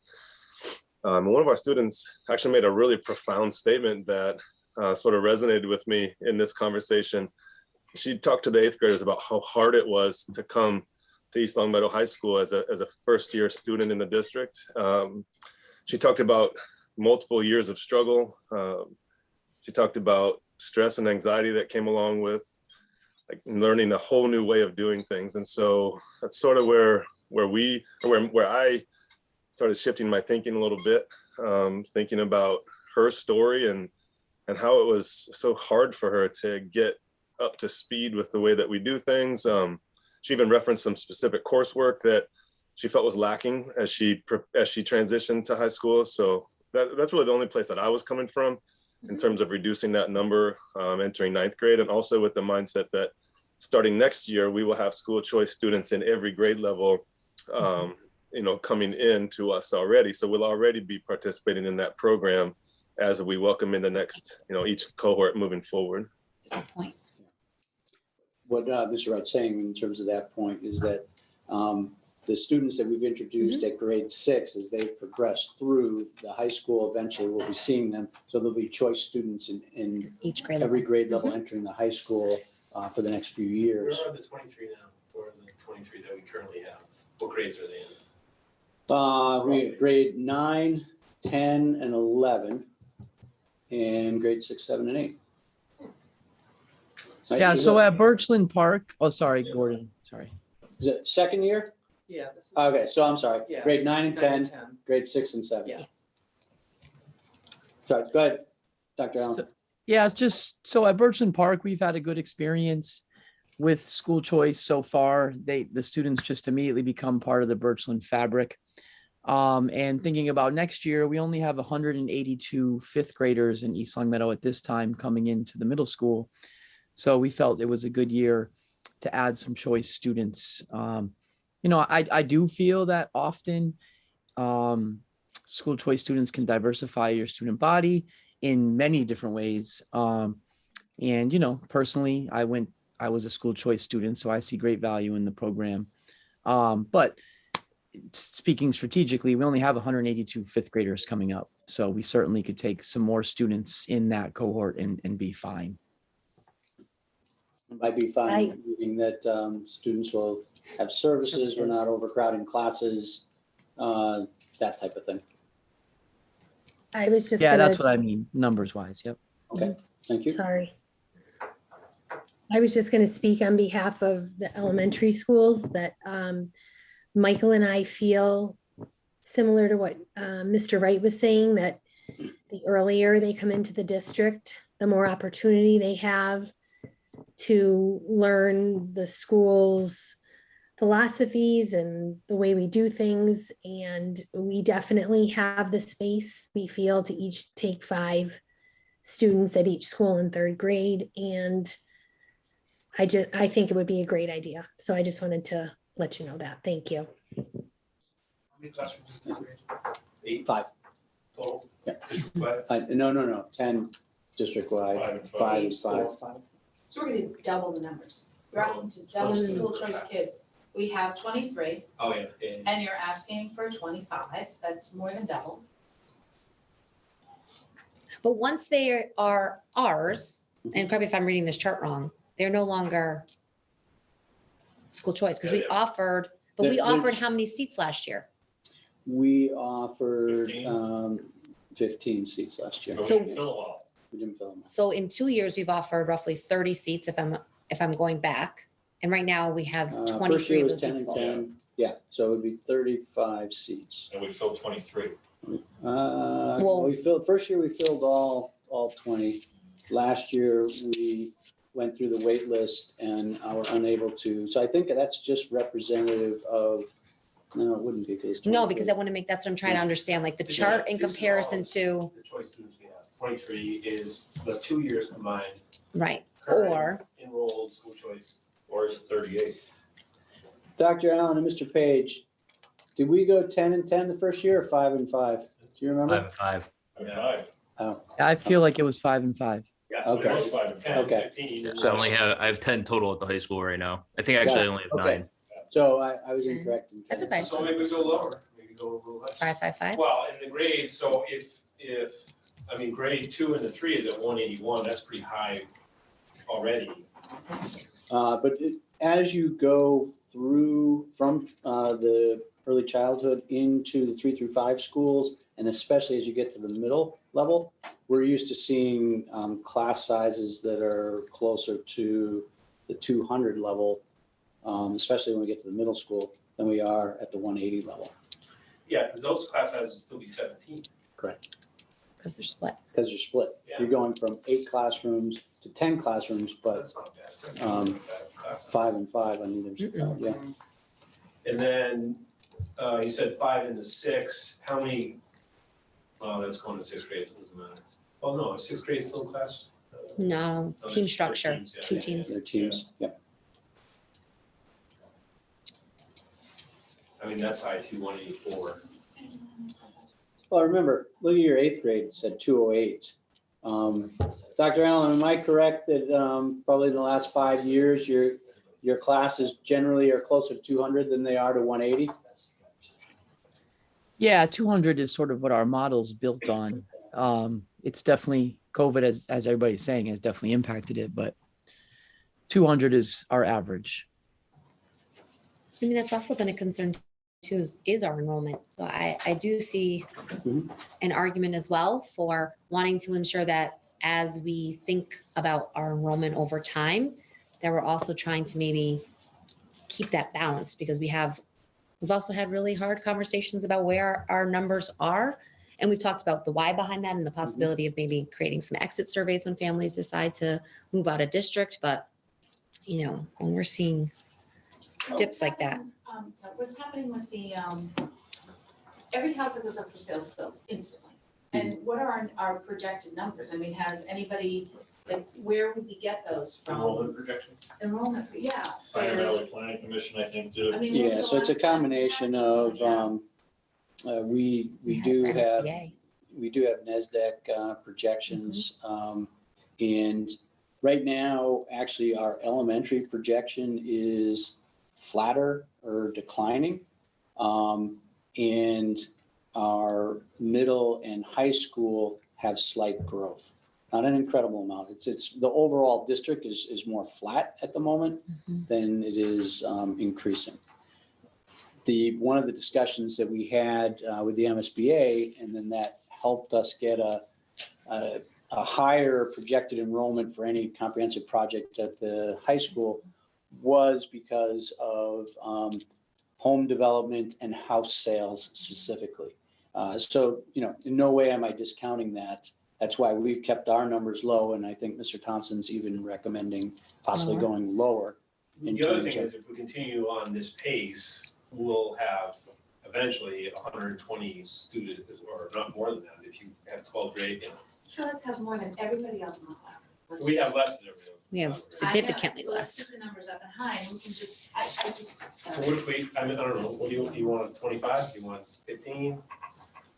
Yeah, I mean, Well, our original It's not- recommendation was 10, yeah, so, but this is a decision that the school committee makes. Yeah, Yeah. no, I mean, I think we, And so if that's something that you want to reduce, Gotta be careful. I think, there's, the Goldstein Farm is coming up. There's 23 plots going out there. That's going before the planning board tomorrow night. The town is gonna grow, and then we better be careful that we. Well, if we put some of them in the older grades, I mean, they'll. phase out. Well, yeah, and I understand. So are we totally against non-transition years? We're not gonna want to do that? that's generally where we've looked, but I I know don't, it is, but I won't speak for the if you principals look because at- we haven't discussed that at length. The only area we discussed was high school, specifically the discussion around 10th grade. Right. Because we realized that that's a smaller grade level. The 9th grade going to 10th is 180. But Right. is that the right time to bring someone newly into the school I mean, system? kids move into school in the grade, into. They do? So I just think to have a difference of 26 students is significant. Mhm. So why add the 5 to the high, or Mhm. 28 students? It'll be 33 instead of 23, So if you put them 9 and 10, I don't know, I just think that makes more sense. What are you talking about, Greg? So 8th grade right now is 208, which they're saying add 5 to that. But I'm saying, well, the 9th grade has 180, that's 28 students less. Why don't we add to the 9th and 10th? I know it's not a transitional year, I get that, but there's 28 less students. Isn't that what Frank and Gary spoke to about though? It's harder to come in. Well, it's harder to when come in they're- at They're 10th grade graduating because- as, Well, is it though? I mean. I think it's just that a transition you- year. It You is, know, whether you come in as a but freshman or you come as a sophomore. you're a year where you haven't, everybody's high school has different graduation requirements. Mhm. You're entering the year that they have to hit MCAS. However, they've missed, at least for most of our students, the 9th grade year where they take the biology MCAS. Yeah, but we're only talking 5 students, So I mean, what that's- if we, And some towns do a different MCAS, they don't do biology, They can do chemistry They do Yeah. chemistry. Yeah. So if they come or in, physics. yeah. Yeah. Yeah, but I don't Our worry students about have that. tradition. Test scores for me, I'm not worried about that, because it's minimal No, numbers. I'm worried about the students' actual experience as they get here. Experience. I'm not, it's not about test No. scores. Okay, Okay. I get that. It's just the actual 5 students' experience. well, what if, we And would we even get, so we didn't fill our high school. right, Which is surprising, I'm Yeah. But I surprised. think coming out of a pandemic, things could be a Yeah, little different. nobody wanted to move. Nobody wanted to move last year. Transition. And we I'd like to completely try it shut again. down, I mean, when I Yeah. say shut down, we didn't have the kids in for half Yeah. a year. Right, so I mean, mean, move into remote learning. Right, I think that played into it. Yeah. That played into it. That part of it. well, since So we've, The ones who took it because they could. Right. right, since But we've there was had, that whole extenuating The window was circumstance. open. Right. Yeah. since we've had the experience of the transition already, when we look at high school, that middle school, high school time, we've already kind of experienced that. What if we took those 5 off the table and focus next year on what that transition looks like for kids coming into the earlier grades? So that way there, we can kind of have for ourselves as a district perspective on how this is working in terms of when students acclimate to us at a younger age and then how students are acclimating to our district at an older age. And maybe we even reduce it. Maybe instead of 10, we consider 8. I think we should keep it relatively balanced because we are going to have to figure out, we have 2 sites that we're going to have to consider. So Right. I don't want like one site getting 6 and So one to site that getting point, 7. then what about 3rd into 4th as opposed to 2nd into 3rd? 20 student difference. It's kind of hard to come into a school. Why is it hard? I don't know, because I mean. Because look at that, but they're all coming out of Meadowbrook, right? And they're going to either Maple Shade or Mountain They View. do, which is And not if enough five that we come in- separate. It's You not have- enough we separate. You have Mrs. Santella and Mr. Fredette here Yeah, if I you mean, want to I ask think- them the question. Elaine, what do you think? Mike? Any? To be totally honest, I would be fine taking them at any grade. But I just feel like 3rd grade seems like the more logical So everyone's transition. spot to come in. But again, I would take students at any grade. Even with 20 students less in the grade, you said? Still I don't have the counts in front of me, so I don't know them off She the said top she of would my take them head. at any grade. She just thought 3rd grade was So most likely. currently we have 181 in 2nd and 161 in 3rd. So 20 students less. The going in. discrepancy comes, there's differences in the numbers, so even if you look at Michael's fifth grade versus my fifth grade right now, I have 98 fifth graders and Michael has, I believe, in the 80s. I don't remember the exact 84, number. 84, yeah. So sometimes they, some years they get out of whack. We try to keep them even when they're coming in third. But then if I get more people that move into my side of town versus Michael's, so things change within the third, fourth, and fifth. I have kids that move, and Michael does too. I have kids who move from Maple Shade side to Mountain View and vice versa. So Does that change, Gordon? Do you look at that every year? We look at every year, but we haven't changed the line actually in probably the last 3-4 years. What happens is that we also have specialized programming in each of the buildings. And so sometimes that changes where students may go. Yeah. But to the same point, we have the opportunity to put those students in the school that has a lower enrollment at the time that picture is taken. Just have to do a lottery. And just, Greg, sorry to cut you off, but just for the sake of the committee knowing like my comfort level with it, if a parent wants their child to begin in third grade in East Long Meadow schools, that's fine with me. If they want them to start in fourth, that's also fine with me. I have the same level of comfort either way. So I think we should look at that. Sure. That would be my thought. And both principals are comfortable with it, so. I just think increasing 181 kids to 201 is just. No. 191. 191 is just, I'm sorry, is just. Right, when there's 161 the grade ahead of them. Right. All right, so that we've answered that question, I think. And then what about was it Fifth and sixth? Yeah. That's Well, that's a 184. It's low. 184 is lower than the one. So Yeah. that one still makes sense. That one makes sense, yeah. And then it's really just the high school, so it would be whether it's 8 into 9 or 9 into 10, but Or if we don't you're, think that's a good Or we idea. can just. yeah, if you're saying you're Strike it. feeling that the high school right now might not be the best place to add, then to Mrs. Trulio's point, since we have not focused on the lower grades, the elementary grades, maybe this is the year to focus on that. And You then we have have a your- balanced approach. Right, you have a balanced approach. I mean, I think that's really the way we should look at it, where we have low class enrollment. That's Yeah, really what we That's what should we've look at. done, and that's what we've done the But it's past 2 worked years. out in the past 2 years that Yes. it's been on a transition. year. Correct. This year it's Yeah. not the same, so. And I think Well, that it as you is. do that, the earlier you do it, so in a fourth grade, it's probably more effective for the child than to do it in a 10th grade. To school choice. Correct. Yeah. Yeah, that makes sense. Yeah. Okay, so how many I cut it to 8. total? Well, eight in each grade and put the high school off and see what the trend is. So 16 total? 16 total. That's good. And it gives us kind of like a buffer too, because we still don't know, like you mentioned, we're almost double our homeschool enrollment right now. So we might also see some kids transition back into our schools based off of, again, coming out of the past 3 years. So if we do see some of those kids come back, we're not, seeing a huge spike in enrollment potentially between school choice and maybe some kids returning from homeschool opportunities. What if we stick to 15 and we'll just keep our numbers round, because then we'd be at 40 slots. I just think you'd be careful. We're careful then when we think about fourth grade, We'll do because 8 and 7. are we allowed to do that though? I think that's some questions we have to double check. Why? You could, Why? yeah, no, you can set whatever number you want. No, I get, 8 in. oh, 8, I thought you meant 8 and 7 for fourth grade. I 8 apologize. spots in Yes, third and yes. in the fourth. Perfect. and Yes, 7. we're in agreement. No, I get and it now. 6. Yep, that works. Can do it. How does that sound, Elaine, Michael? Tim? That's fine. I just something to keep in mind historically. When I was started at Mountain View 12 years ago, there were more than 20 kids in each homeroom.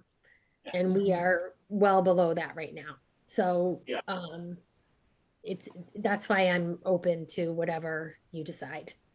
Okay. But I do think to your point, Elaine, like you all have a very strategic plan, especially around schedules in the wind block and so many different important opportunities that you're trying to place at the forefront for students, that sometimes having those smaller numbers can help you to Yes. actualize those goals. So, I mean, Definitely. I totally understand what you're saying about smaller class sizes, but maybe we do use that, continue to use that to our advantage as we try to actualize some of these long-term goals of the district.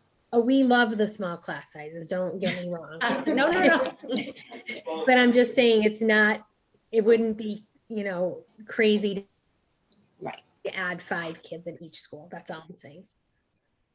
But we wouldn't even at the 8, we wouldn't go 4 and 4 necessarily, because it would depend on, as they were saying. No, actually with school choice, you can go 4 and 4. 4 and 4. Yeah. No, I mean, keep it Mountain balanced. View and Maple Shade, we could go 3 and 5 or 2 and 6. You could, I don't But then think what you're gonna happens if have you to. ends up with Well, 8 I and think 0? we should though, because the numbers sound that much different. But then what happens if we land with 8 and 0? So then one school's receiving school choice and one Yeah. school isn't? That's fine.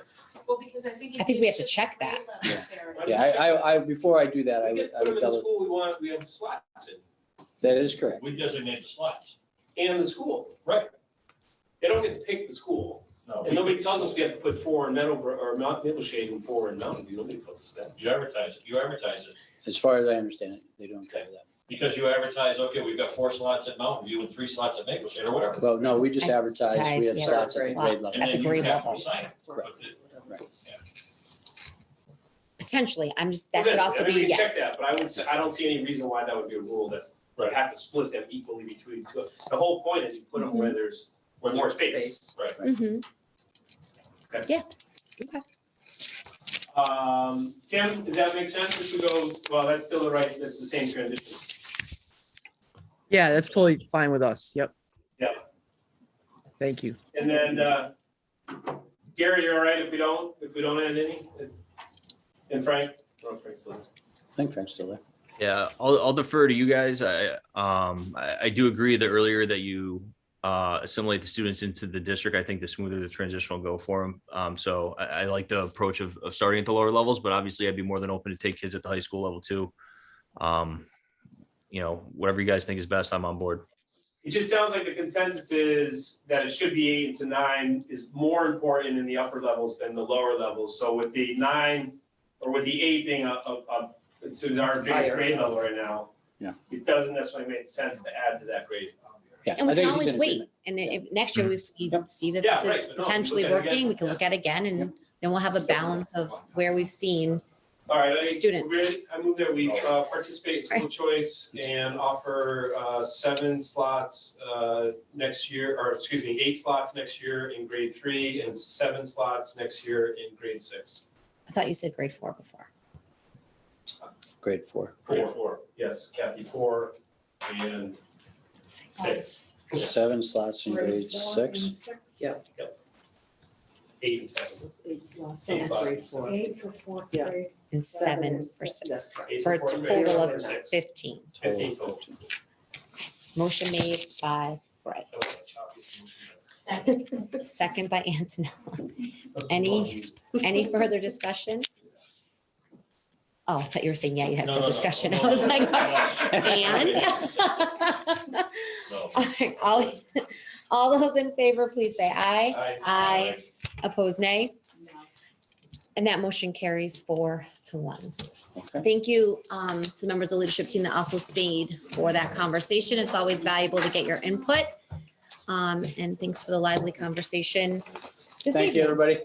Have a great Thank evening. you. Have a great night. Thank you. Bye. So we did have a visitor who was looking to address the committee. Am I correct in that, Beth? I'm sorry. We did have a visitor who was looking to Yes, address the yes. committee that came right past the time. Yeah, I'm trying to find the back door to the entrance. No, that's okay. It happened. So if you want to come forward or, Sure. okay. Oh, I will work right here. Yes, if you sit right there. Oh, I sit. Oh. Yes. well, Very informal. Yes. Oh, wow. So you have about 3 minutes. It's not really a question and answer time, but if you just don't mind stating your full name and your address, then the floor is yours for that period of time. So my name is Sydney Levin Epstein. My address is 56 Roseland Terrace in Long Meadow. I'm here tonight because I'm running for state senate, Eric Lesser's former seat. And as a theme mentioned by your educators while I was listening of how they're meeting their curriculums and their goals where your students are, I'm hoping to run my campaign in a way where I'm meeting voters where they are by listening as I put together my policy plans that'll be rolling out in the next couple of weeks, many of which are centered around different ways that we can allocate mental health funding, which is what one of your goals that you were mentioning earlier I found really interesting. And just appreciate the opportunity to attend here tonight as a guest. A bit of background on myself is that I am very much a 413 gal. I was raised in Longmeadow. My mom works in Springfield. Our family business was in Hadley on Route 9, Jonathan Sports World, if you ever got a racket strung. And my family's also from Holyoke. But I'm running for this seat because young people are leaving this area. We are raised here or educated here and not buying homes here as fast as they are being built, which is what we're seeing in East Longmeadow as there's new properties that might be developed soon. And the ways that I plan to combat that by running for office is fighting for West-East Rail, working to fight for public employees and advocating for different issues around there, and using local stakeholders to combat the opioid epidemic. I'm really proud of the work that my campaign has done so far. We exceeded our signature count, needing 300 to get on the ballot, getting 600 within 2 weeks. We have outraised all of our other opponents through grassroots donations, receiving about 200 individual contributions. The new district lines are 9 towns and 3 cities.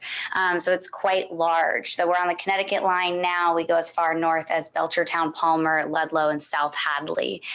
So it's going to be a big campaign that's a bit about the state of the race. I also have worked for Senator Markey, Congressman Neal, and Eric Lesser on transportation policy and military and veteran affairs issues.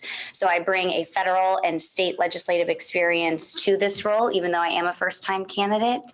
And again, I would just appreciate the opportunity to listen to you all tonight, to hear from your educator. I didn't know that was going to happen as well. So that was very special for me. I'd like to attend more meetings just as a guest, just to keep listening as I put these plans forward. I also plan, if elected, to be a legislator that is a collaborator. I'm not going to go to Beacon Hill and wave a magic wand and tell you I can solve all your funding problems and solve whatever discourse is flooding your halls. But what I can do is hopefully pick up the phone and say, okay, Superintendent Smith, how can you help me with this issue? Or if I can call school committee members and know that I am accessible, because policy is a community-driven problem-solving mechanism. We have to work together to solve what's happening in our communities, and that's the approach that I'm taking. That is what I learned from Eric Lesser. It's what I learned from Congressman Neal and Senator Markey, and I plan to implement those strategies to help give young people the option to stay here if they want to, and that's a bit about me. So thank you for listening. Thank you. For coming out tonight. Thank you. Thanks for sticking around so long too. It was really interesting. So I appreciate it. I was on my high school board, and so it's interesting how 10 years later, but it was really fascinating as well. So thank you. And if anyone wants to chat after, I'll be. Thank you. Thank you. All right. Thank you for that. And then moving forward to Pam, we have a check we need to. You do. So in your packet is a request from Birchland Park Principal Tim Allen, requesting the school committee accept $1,272 from BSN Sports for a staff apparel fundraiser. And those funds will be deposited to the gift account for the students of the school. So I just need your official approval. Thanks, Pam. Acceptance. I move to accept the $1,272 from BSN Sports to be put into the gift account at Birchland High School. Motion made by Beth. Second by Bill. Any further discussion? Okay, all those in favor, please say aye. Aye. Opposed, nay. And that motion carries 5-0. Thank you. All right, next up, we have our 2022-2023 school year calendar, Mr. Smith. Okay, so this is putting the final pieces in the calendar for next year. We had at a previous meeting put the start date, the first 2 full professional development dates in, and the ending date, as well as the vacations. This finalizes it with our half days for parent conferences, which are contractual, and there are 3 of those. One on October 26th, one on December 8th, and one on March 8th. And then the 1 half day for professional development. Last year, or excuse me, in this current school year, we have 2 half days for professional development, but after discussion with the leadership team, we've thought that maybe reducing to one is a better idea and put it towards the beginning of the year. We did have one in September. If you remember, we can, through negotiations in the new contract, we have that new professional development day / work day on the 30th. And then we would put a half day of professional development for the buildings on the 27th of September. And then the full professional development day, the third one, we were putting on February 1st. So this has come through the collaborative committee, which is made up of representatives, union representatives from each of the schools, as well as Mr. Fonseca and me, and the ELEA president. And then it went from the collaborative committee to the leadership team. Both groups had a chance to look at it and work through placement of the dates, are recommending the dates that you see on this calendar. Just so I'm clear. Sure. Because it gets a little complicated when we start looking at half days now. Right. Because they're more spread out across the grade level. So if I'm reading the calendar correctly, we would have 3 half days that would pertain to pre-K to 12. Because the last day of school would also be a half day, Correct. Yep. correct? I'm just making sure that I'm, Yep. No, that's accurate. all right, so we would have 3 half days that were pre-K to 12, Right, so potentially not 12. 'cause That's they your would be out. professional development in September, Mhm. your November Thanksgiving holiday release, and then the last day of school. Okay. And then we would have 1, 2 that were pre-K to 5. Mhm. So And those are parent conferences. parent conferences, that brings us to 5. And then we would have 2 additional ones that are pre-K to 2. Should only have, you have Did I miscount? 2 I could've- additional ones that are just pre-K to 2. You should only have 1. Maybe it's 1 and I saw the 12 and thought it was a There's 2. only one. It's March. Yeah, Okay. 1 in March. So then 1. So we have 6 half days Yes. So for, that are school related, sorry, that are like Yeah. professional development or parent conference, right? Then we have additional half days that are based on Thanksgiving, Yeah. Christmas. I or think winter. everybody would be fine if you wanted to take that 23rd in November and make it a full day off. We talked about that and it was I know. written into the contract. Wasn't Yeah, it? well, but we talked about it and it was voted down. Then it got written into the contract after negotiation, That it had to be a half day. or at least for this contract. Yeah. Right. But they would revisit. Now there's, so there's a willingness to revisit that conversation. Well, I'm saying, Oh, you I'm just willing said to that. revisit that conversation with you and with them. Ah, I'm always willing to get rid of half days, Just- Gordon, you know that. Exactly. And so, and we, as a leadership team, had got into that discussion. And we do think that the September one has value, but we also understand the challenges that half days present on a school schedule in terms of what each class, especially when you get to the secondary level and you're looking at like 20-minute classes. Mhm. Next year, we also will be introducing lunch into the half days. And so that's going to reduce time even more. So So then we're gonna have lunch on half days? To model most of the districts that follow. yeah, modified lunch of sorts. It's Counts as a actual, day? it's a law. Oh, is it really? Yeah. We're gonna go longer days? No, Mm-mm. still be a half day. We just have to, we won't have as long lunch. It'll be grab and go Yeah. with maybe a shortened window of time to use the cafeteria to eat, but eventually go. Yeah, I didn't know that, I didn't know that was a lot. Yeah. Next year is the big implementation of it. There are a lot of, I'll say predominantly suburban districts who had not been doing that. I see. But I think as the last 2 years, the pandemic and universal food Lunch. service, people have been looking at that and saying, maybe we should level this playing field. Yeah. And this should be all, if you have school in session, you should be offering lunch of some kind. They're not letting us do, I thought that was a good idea. I saw some of them do this year, just like a lunch to bring home even. That's, That's what you're gonna be It's- doing, or? I don't think we would do it to the extent where you grab and we Walk exit out the you door. right away. Right. But we're gonna have to build in a little bit of time. It won't be 25 minutes of time. Like back in the classroom kind of thing, or? just like. We're working on the schedule. Yeah, Worked still, on. still being worked on. Well, essentially, just throw Johnny Tremaine out. We talked Depending on about the this, grade. collaborative committee talked about this Yeah. extensively, how to implement it, and there's still a lot of moving parts to it. I'm a big fan of the Johnny Tremaine movie as well as the book. Yeah, it might be a little Nice aggressive little for little ones. Taught it for 9 years. I do like the idea that they're doing that, though, I feel that, I mean, We need to make the time and space available for those students that need lunch. Yeah. That would like lunch. Is that the one? Yes. Yeah, that's That's the, the way that's to the do one. it. So we're, it's a and work it's in best to eat progress. it at the school too, because you wanna Sure, make we sure want they're that for that actually space. We eating don't know it what and it- it's yeah. not going elsewhere, so, yeah. So then we will be sitting at a total of 8 half-days for next year when we take into consideration Thanksgiving and a winter break. Because we were at Yes. 6. But Yeah. those, I guess I feel before Thanksgiving, those are usually Thanksgiving and Christmas. I don't tend to have that big an issue with in terms of half days because I feel that their minds aren't necessarily set and it's a good transition day where like they'll finish up a few things to clean up what they're working on. They'll have a little. But I think that's the mentality we set.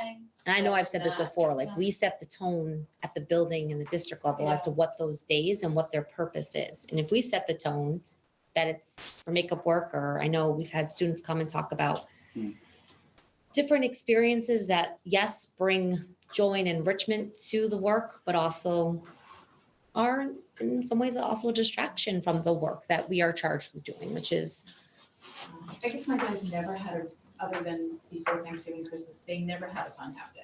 They worked their butts off the whole day. well, I just think we're also going to be seeing Which is what limitations is placed, but we also I are like to going to think see that's the joy of rising learning. limitations on how many academic minutes we're going to have available to us because Yeah. there'll be prep times that still occur during those days and a Yeah. lunch, and we are already very, very close to our academic learning time Yeah. minute requirements that we've talked about before. So But we've reduced it by how many at this point? We reduced it by 1 compared to this year. Okay, so it's down. Yeah.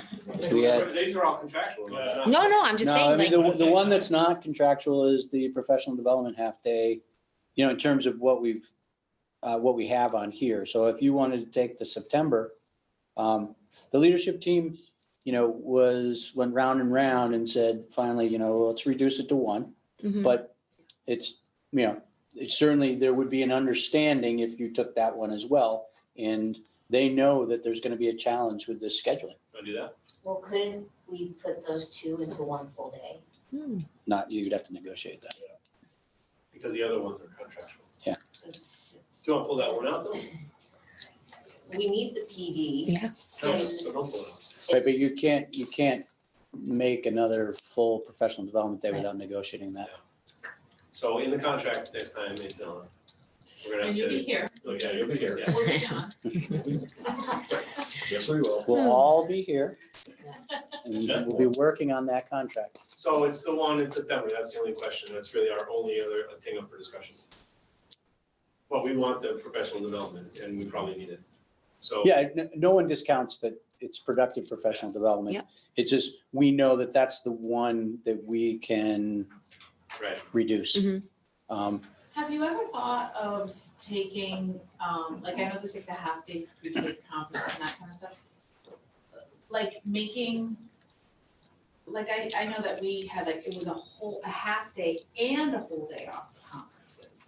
So did you ever think of combining, do we have 2? We moved it, So conferences right now are all contractual.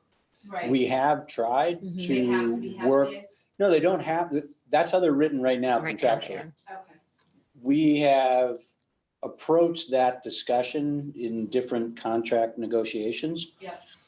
I can say, and I know Mr. Thompson was part of this maybe 3 contracts ago, we had gotten down to 2 contractual half-days. They didn't entertain the idea of going to nighttime conferences. Right. That wasn't a conversation starter, unfortunately. There was an attempt to start that conversation. But we did reduce down, and then for whatever reason, we got to one of the final negotiation days, and there was this feeling from the ELEA, especially the Meadowbrook representatives, that they needed that third half day for conferences. And they So- want it later in the year, or, because Well, I mean, they didn't want it in April, but they wanted it somewhere in February They or do March. for like this, Because, Yeah. have they seen everybody by December? Like. That's why they put it in March. Because they haven't. Right. And is there any way, see, my bigger problem with this is that half day in March should be, make it a whole day in December. No, but they- Yeah, the reality The is, whole day, Beth, if you combine 2 half days, we have to add a work day for the staff. Yeah. See, this is the issue though with half days, because when you have, what are we up to, 8? That's 4 school days gone. the reality, I It is. Every do, district does it, so. No, not every district does not do Does not do it. half days? No, there's 2 Well, half days in the the- district I work I in. will say the Last day of school, I will say the LPVC districts tend to go much higher. Oh, did it? Yeah, so they have, so if you look at When do they do their the- calendars, they have half-day PD. Yeah. And they have half-day conferences, so they are up in the When you- 7s, 8s, and 9s. 5 You do days. your PD 5. 5 days ahead, right? We so have that's- 188 And working Right, days. we don't have Right. negotiated. No, I'm not anywhere saying we close to don't. negotiated. I'm just saying though, when you look at a model over time, we've been in the position that now East Long Meadow is facing. We've been offering lunch. We've been doing these Right. things. So when you face the minimal amount of teaching minutes, and then you look at a potential reduction of 4 academic days, you I do know, start but to we have feel other the things to tension. do, and we can't, you saw how hard it was. I'm not saying Antonella. we don't have other things to I had do. 1 day this year. We've been trying to add a day for years. No, We and I had applaud that. I'm just saying, Right, we have to so- also recognize what the potential outcomes are of now limiting academic minutes and still teetering around eight half days is a lot. We did increase because we reduced by 1. We Yeah. took, And we're willing to we give up took that other one. 2 half days out already too. Yeah, when this we was up. negotiated. Right. We took 2 half days out. it takes time to get all this done. No, It absolutely. really does. So take September out. I don't think you can take September out, Greg. I think professional development is need it. something we've committed you to. can't. Look So at the then we have to goals. approve this contract, and we have to work on the next. this negotiation. Well, that's, I mean, you just chip away at it. You can't do it all at once. Why don't we make that half-day professional development in September into conferences for parents and move the professional development into March? Because I think more importantly is that we see all these kids. Well, so to that point, Contract. you can't see on the Too half soon. days, no. You can't see all the students in the time from the half days. So our staff is meeting with parents In between. on the- before school, after school, on their own time. So I want to compliment our staff Absolutely. that they are above and beyond and incredibly professional. So, in addition to these half days that are contractual, they're meeting with parents because they So do like want to that see. March time might be more just. So catching September up might with be too soon for them to have parent Yeah, right. conferences, Yeah. but, But You March know- is also probably a better place for pre-K to 2 to have a parent conference because you're about to open MCAS in Right. March. We don't Okay. want to see like school again, like being impacted and schedules being interrupted as you're about to open. Right. Yeah. All opinions aside, an important part of our academic year, like. Mhm. Is this everything for the calendar? This was. This set, is it. right? Yep. Yep. Yep. I'll move that we accept the 2022-2023 East Long Meadow Public School calendar as presented this evening. Mo- Second. Motion made by Greg, second by Beth. Any further I discussion? have to say, this calendar is the last calendar, this is totally unrelated, that one of my kids is moving to school district. Oh. Oh, isn't it nice? Isn't that crazy? Wow. Oh, that flew. I got 2 more. Just to reiterate for conversation, first day of school would be August 31st for all students. Mhm. And the last day of school without snow days would be June 14th. Not all students, because kindergarten wouldn't start on the 31st. that's true. Okay. So first through 12. Yep. So grade one. kindergarten and pre-K would be later. Yep. All right, all those in favor, please say aye. Aye. Opposed, nay. And that motion carries 5-0. Okay, thank you. You're getting it, right? Yeah, tell me about it. Next time. All right, and the last item on our agenda is the superintendent's mid-cycle formative assessment. Okay, so I won't read you this page for page, although I'm sure you want me to. You've had our mid-cycle presentation. One of the things that obviously, as superintendent, I take into my educator plan is the all 3 district goals and what we're doing in all of our buildings. So just a couple highlights as we go through. You have the 3 district goals highlighted here in terms of progress. A lot of it is what you saw on the slides. I think our continued work with the Center for Leadership and Educational Equity and that work we're specifically doing, which was one of the recommendations that came out of the equity audit report around looking at our recruitment, hiring, and retention processes. That's been really valuable work. We're only halfway through it, but bringing not only our entire leadership team together and now a little bit of an expanded stakeholder group, which includes students. That's been very not only productive, but really interesting in watching the discussion between administrators and students and talking about how we recruit. We haven't traditionally been a district that recruits. And so that's work that will continue and has been very impactful so far. Second page, the one highlight I would have is, or I would offer to all of you in terms of my work around helping support the whole child is I'm participating. I'm one of 24 superintendents. Somewhat of a competitive group, and this is a pilot where you have 12 white superintendents and 12 BIPOC superintendents. This is something put together by both the Mass Association of School Superintendents in conjunction with the Harvard University School of Education. And it's really looking at how we do in schools, we lead the work of diversity, equity, and inclusion, and how we effectively develop successful cross-racial partnerships. And that worked just in terms of my professional growth. I would say that's probably some of the most significant professional growth that I've had, and I'm only 2/3 of the way through. In terms of pushing thinking and understanding how to lead and work within diverse groups, it's been good. And I think that's going to only help what we do in the East Long Meadow Public Schools. Or the acronym by BIPOC. Black individuals, BIPOC. Indigenous people of color. Okay, Yes, thank you. Okay. It took me a moment. Thank you. Yep. Did you type that? Oh, okay. Yeah. Okay.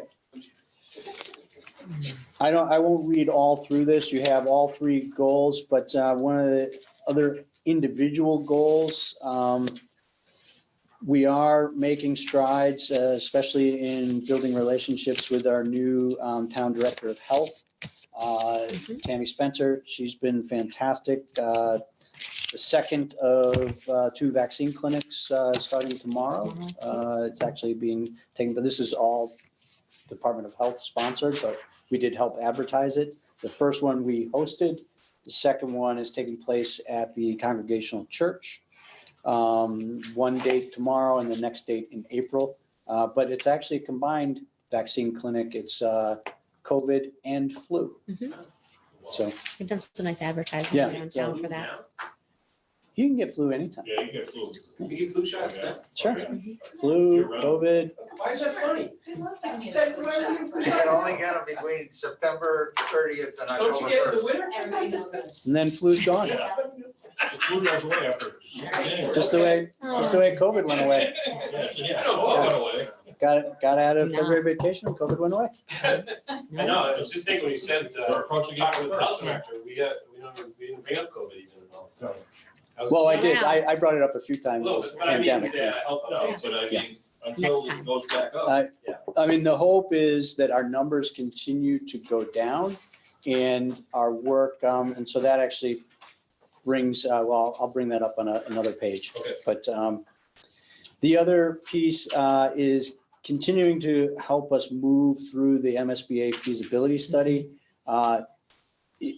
I don't know that I'm doing it justice here with these 2 bullet points in terms of the amount of work that takes. And I don't mean to in any way toot my own horn in terms of not doing or the work that it is taking. But it's a process that's been more structured and more detail oriented than the other MSBA processes that we've been involved in. And so I'll continue to update you on that. We do have a school building committee meeting this week, as well as the designer review panel with them on the 22nd.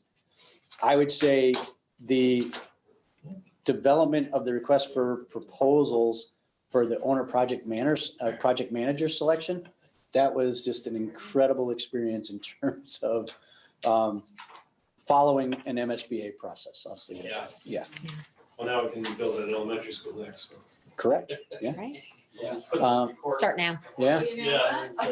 You gotta put Maple Shade and Mountain View in now. Well, that's it. Sounds So- ridiculous. You're in charge of that. Yeah, you'll be here. As you look at the different standards, instructional leadership, you know, I won't highlight everything in here, but, you know, some of it's repetitive because it fits both areas, my individual goals as well as the standards. But I think some of the work you saw, not only presented tonight, but also the work that you're seeing throughout in terms of, and I think you mentioned it, Mr. Trulio, the alignment of the goals.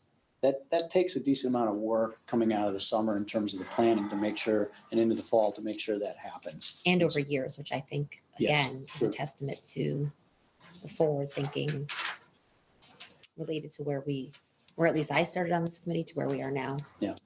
There's been a real alignment and a real strategicness that has developed over time. And then I think that comes from this 5-person committee as well as the leadership team. So I would certainly thank you for that. I lost my train of thought. Sorry. So no, that's, I won't repeat. I think this year, given in terms of the 4 standards, the majority of the work is going on in management and operations.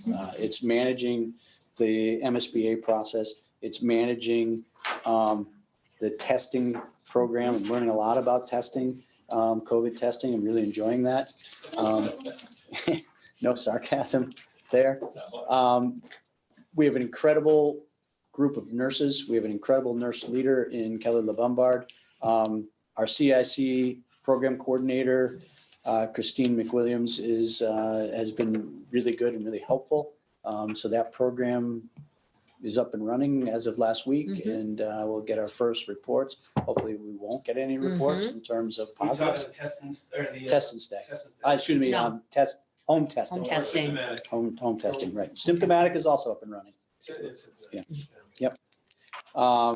And so that's, you know, managing that as well as just coming out of a lot of our contact tracing that we had put in place and those systems. You have a search going on, Mr. Thompson, you're part of that, but all 5 will be part of it. That's a pretty monumental search in terms of finding a new director of student support services. Really, you have 3 contracts this year in terms of, because we had a carryover for food services that was finalized in the fall. We've just reached tentative agreement in our negotiations with our custodial group, and we soon will start with our secretaries. So there's quite a bit. I won't go through every bullet point, but in terms of management and operations, above sort of the traditional, you know, you also have budget development, capital planning, and so forth. In terms of community outreach, certainly the pandemic has helped our communication. I mean, over the last 12 months, we've had 825 unique messages go out. And that's just the Blackboard Connect system. That's not Bloom's, and that's not the portals. So that number is higher. If you think, because the schools use Bloom's and the portals probably more than they use the Blackboard Connect system. 136 of those are from central office. And then, I'm sorry? I'm always very succinct. And then, so those are just a couple areas to highlight in terms of community engagement. One of the things that unfortunately has been reduced during the pandemic has been our interaction with Willie Ross on their Educational Advisory Committee, but I did get a chance this fall to get out to their opening of their new building, which was a really nice event. It was held outside. Simply for, they have, we have an advisory meeting coming up, which will be our first one this year, which is great. And we'll be in person, I believe. So we're excited about that. And I didn't know about the conference. Yeah, I'll look up and do the info on it. I thought I might stop by for it. Good. Our emergency planning, specifically in this case, the one that I highlight with the town is we recently talked about continuity of operations plan or the COOP plan. And so we've updated that for all town departments, our part being the school department, obviously. And then moving into professional culture, that's actually something I think, and that's a tribute to, again, to the 5 of you, but the leadership team. I think we do that well here. I think our culture, the fact that we have the numbers we have, I'll just use the literacy committees as 2 examples. And it's growing in terms of the ones who are coming in person, and that takes place here. And so soon they may not be able to take place here because they have a good number of people on the committee. And so you have folks that are on the big screens behind me and then folks that are here. And, just that's after hours. That's 3:30 to 5:30 after they've worked the day. And so that's pretty impressive. And I think that's a tribute to the folks who are on the leadership team, all of you, and the tone we set in terms of how we operate. So those are quick highlights. Hopefully that was succinct. I will build the folders for you to share other evidence. I'll put that in the shared folder. But I'm also happy, and I know I say this every year, but it's true. If you want to sit down around any of this and you want to go further, I'm happy to do that with any of you. It's not a folder anymore. It's not a folder.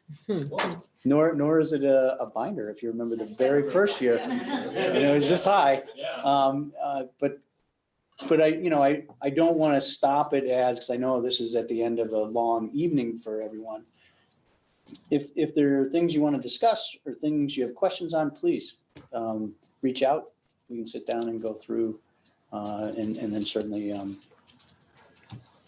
however you want to next week or next meeting, not next week, update this in terms of the formative review. Okay. We can do that.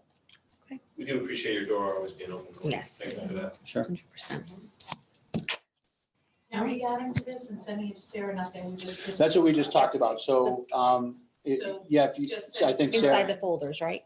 Well, I'll set up the evidence folders Folders. so you can review those, but then From I there? think Ms. Trulio will, Can email it to me. collect comments and so forth and go from Give there. me a date. Yeah. when you wanna go. I'll double check my calendar and then I'll shoot it out. Okay. I may not have the folder set up by tomorrow morning, so That's okay. just letting you know. It's okay. We just you wanted to talk about a date for. Yes, thank you. Talk about dates. Okay. So we do have, so this is off the agenda or we officially, I think, gone through the agenda. That was the last item on the agenda, yes. So before we lose you, one thing that I did want to get from all of you. So we have interviews scheduled for that first screening / interview committee.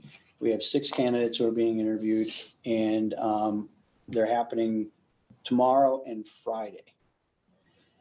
What I need from all of you is a date that would be good to do a prep meeting, just to get ourselves ready for the finalist interviews. And probably at that meeting, we can select the date for the interviews, but if you have dates that you want to, we can probably discuss that after. Let's select the prep meeting date That first, sounds good. since we're still live here. Okay. All right. When do you think of next week after? I would think the sooner the better. Yeah. Yeah, so, and this is just prep, this is not an Well, interview. when are we thinking interviews? Pretty quick. Yeah. Also, right? Yeah, so I mean, if next week is available for folks, because it's not a meeting week. Because Monday's usually Huh? over here. Yeah, could do that. It's a good thought. 6. Monday, 6. I can do Monday at 6. 21. 21st. Works for me. I can also do earlier if you want to do earlier. You guys are really putting me on the spot here. I gotta check like 4 calendars. We want to set the interview time so that we can tell the applicants, or we don't? Sure, we can, I want to make sure that we have the prep meeting, so we make sure we have questions set and everything. Right. And then we can look at possible dates for the interviews too. Can we do, no, sorry. Monday's no good? No. Okay. Tuesday? Thursday? Tuesday, I can also do in the afternoon, yep. About Thursday? You can't do like I can't. 5 o'clock? Oh, you can't do Monday, Tuesday, or Wednesday? No, I have a coaches meeting that night. It's a mandatory coaches meeting. It says it's gonna start at 5:15 and go to at least 7. What sport is this? Softball made a transition to Little League and it's a mandatory meeting. What are you gonna do, take you off the board? I'm What just are you saying, coaching. Thursday? Thursday is that first Well, afternoon it next doesn't week. matter because we probably won't do the interviews till the following week, is that what we're thinking? Yeah, I think you would give them We have a we'll school have to. committee meeting the 28th. Yes. So if we do the 24th for the prelim, and then we couldn't do the 28th for interviews, so we'd have to do the 29th or 30th or Yeah. 31st. I don't think we want to drag them out too long, that's all. I'm saying. No, 29th would be easier for interviews. Well, if we're thinking, 5 o'clock on, I suppose, 29th, 30th. 29th and 30th are open for me. Okay, so the 24th at 6, everybody can do that? Can we do earlier? You can do earlier. I can do earlier. Yeah, no, whatever, 5. 3? If you can, Split the difference and do 4 yeah. in terms of, 4 o'clock on the 4? 24th? Okay, 4 would be great. see, we're making progress. all right, so this is a preparation meeting for interviews. 4 o'clock? 4 o'clock on the 24th of March. Right. I hope Yeah, I don't think you do, but I do probably have to post it because all 5 of you will be here. Right, wait, yeah. Yeah, Okay, That's on the 24th and then the 29th. well, we'll firm that up. Okay. no, it's for now. I'm fine. Both days, I got stuff in the morning, but it doesn't mean that. Okay. 29th? Yep. What's that? No, Sarah? I gotta look at like 4 calendars. I'm sorry. I have to look at, 4 calendars? I mean, I work That's until, fine. I work until 4:30 and I work. oftentimes my work commitments extend well beyond the workday. And so do my children's activities. So I'm trying to pull my work calendar up while at the same time. Do we- Am I involved in I don't think we need to keep everybody No, else here no, though. no, So can we no, finish? Not Thank the you. interview. No, we're not televising the interviews, Yeah, but no, no, they're all open meetings, so people Correct, can come. but that's Yeah, fine, just checking. Good point. Um, Let's figure it out. Why don't we adjourn and you can figure it okay, out? thank you. Yeah. Move to adjourn. Second. Motion made by Greg, second by Bill. Thank you, Don. Thank you, Kathy. Thank you, leadership team, again. All right. All those in favor, please say aye. Aye. Opposed, nay. And that motion carries 5-0. Thank you, everybody. Thank you.